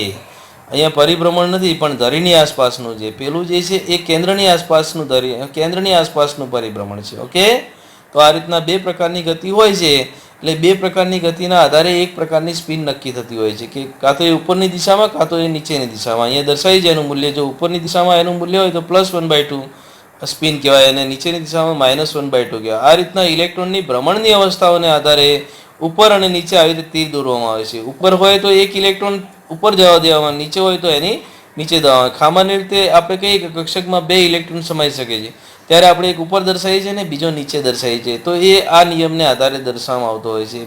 ક્યારે બે ઇલેક્ટ્રોનને કોઈ એક જ કક્ષકમાં એક જ દિશામાં દર્શાવવામાં આવતું નથી, કારણ કે કક્ષક એ બેલેન્સ થયેલી સ્થાયી હોવી જોઈએ, એટલે ચુંબકીય ચાક માત્રાનું મૂલ્ય 0 હોવું જોઈએ. હવે ધરીભ્રમણ જે છે એના આધારે અહીંયા સ્પિન ક્વોન્ટમ આંક નક્કી થાય છે, તો અડધો ઉપર હોય અને અડધો નીચે હોય, એટલે બંને વિરુદ્ધ મૂલ્ય હોય. +1/2 ઉપર હોય, નીચેની દિશામાં -1/2 હોય, તો ટોટલ મૂલ્ય કેટલું થાય, તો +1/2 -0 થઈ જાય. એટલે કક્ષકમાં જો બે ઇલેક્ટ્રોન હોય તો એની ચુંબકીય ચાક માત્રાનું મૂલ્ય 0 થાય, પણ એક ઇલેક્ટ્રોન હોય તો એનું ચુંબકીય ચાક માત્રાનું મૂલ્ય +1/2 થાય. એટલે આ રીતના એ બે ઇલેક્ટ્રોન વિરુદ્ધ દિશામાં ગોઠવવાનો મતલબ એ છે કે ત્યાં આગળ એ કક્ષક જે છે એ ચુંબકીય ચાક માત્રાને આધારે સ્થાયી છે. તો સ્પિનના આધારે નક્કી થતો ક્વોન્ટમ આંક છે એ વિરુદ્ધ સ્પિનના આધારે જે એક કક્ષકમાં ઇલેક્ટ્રોનની ગોઠવણી, બે ઇલેક્ટ્રોનની ગોઠવણી વિરુદ્ધ રીતે થાય છે, એ આ નિયમના આધારે થાય છે. ઓકે, અને એને MS કહેવામાં આવે છે. ઓકે, ચુંબકીય ચાક માત્રાને, એટલે એમ તો ખરી પણ સ્પિનના આધારે, પેલું જે કોણીય વેગમાન ગતિના આધારે હતું, અહીંયા ઇલેક્ટ્રોન જે પોતે ધરીભ્રમણ કરે છે એના આધારે નક્કી થતો ક્વોન્ટમ આંક છે. ઓકે, તો બે પ્રકારની ગતિમાં, એક ઘડિયાળના કાંટાની દિશામાં હોય તો +1/2 અને ઘડિયાળની કાંટાની વિરુદ્ધ દિશામાં હોય તો -1/2. અહીંયા એક ઉદાહરણ આપ્યું છે કે હાઇડ્રોજન માટે એક ઇલેક્ટ્રોન હોય ત્યારે હાઇડ્રોજનનો Z = 1 કહેવાય પરમાણુ ક્રમાંક, તો તેમાં એક ઇલેક્ટ્રોન હોય. હવે એક ઇલેક્ટ્રોન હોય તો એક ઇલેક્ટ્રોન કઈ બાજુ ગોઠવાશે, કાં તો ઉપરની બાજુ સ્પિન દર્શાવે કાં તો નીચેની બાજુ, તો એને ઉપરની બાજુમાં +1/2 કહેવાય, નીચેની બાજુમાં -1/2.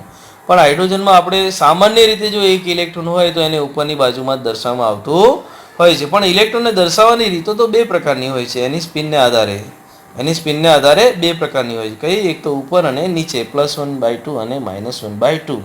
તો આ ત્રણેય N, L અને M જે કોઈ સ્પેસિફિક પ્રકારના પરિબળ સાથે સંકળાય, એનાથી અલગ ઇલેક્ટ્રોનના ધરીભ્રમણને આધારે એક સ્પિન ક્વોન્ટમ આંક નક્કી થતો હોય છે. જે ઇલેક્ટ્રોનની ધરીભ્રમણના આધારે જે ચુંબકીય ચાક માત્રા ઉત્પન્ન થાય છે એ એક સ્પિન ઉત્પન્ન કરતો હોય છે, અને એ સ્પિન બે પ્રકારની, ઘડિયાળની દિશામાં +1/2 અને ઘડિયાળની વિરુદ્ધ દિશામાં જે છે નીચે -1/2 મૂલ્ય. એક જ ઇલેક્ટ્રોન માટે, બે ઇલેક્ટ્રોન માટે વિરુદ્ધ દિશામાં ગોઠવાય એક કક્ષકમાં, ત્યારે એનું ચુંબકીય ચાક માત્રાનું મૂલ્ય 0 થાય છે. એ સમજવું. એક કક્ષકમાં ઇલેક્ટ્રોનની ગોઠવણી માટેનો નિયમ એ આગળ આવશે, પણ અહીંયાથી પણ સમજ પડી જાય છે.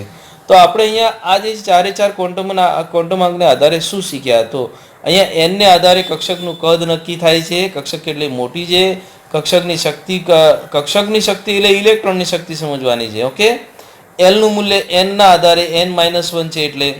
ઓકે, તો 12 અહીંયા જે છે એ કક્ષકનો આકાર નક્કી થતો હોય છે. કક્ષકનો આકાર એલ બરાબર 0 એટલે એસ કઈ કક્ષક છે એ પણ નક્કી થાય. ઓકે, પેટાકોષ કઈ છે એ નક્કી થાય. 1 એટલે પી થાય, એલ બરાબર 1 એટલે પી થાય, એલ બરાબર 2 એટલે ડી થાય, એલ બરાબર 3 એટલે એફ થાય. એમ ચુંબકીય ક્વોન્ટમ આંકને 12+1 છે તો એ શું કરે છે, એલનું મૂલ્ય મૂકવામાં આવે છે, એટલે એને એમએલ કહેવામાં આવે છે. એલ ઉપર આધારિત, કોણીય વેગમાન ઉપર આધારિત છે. ઓકે, કોણીય વેગમાનને કારણે ચુંબકીય ચાક માત્ર ઉત્પન્ન થાય છે અને એટલા માટે એ એલ ઉપર આધારિત છે. એટલે ચુંબકીય ક્વોન્ટમ આંક જે છે એલ ઉપર આધારિત છે. એ સૂત્ર કયું, તો એમના કુલ મૂલ્યો આ 12+1 વડે નક્કી થાય.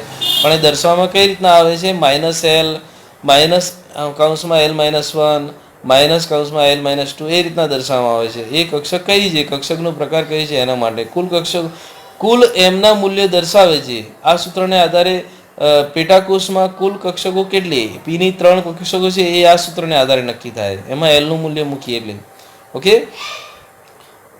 એલ બરાબર 0 મૂકીએ એટલે 1 મળે એમનું મૂલ્ય.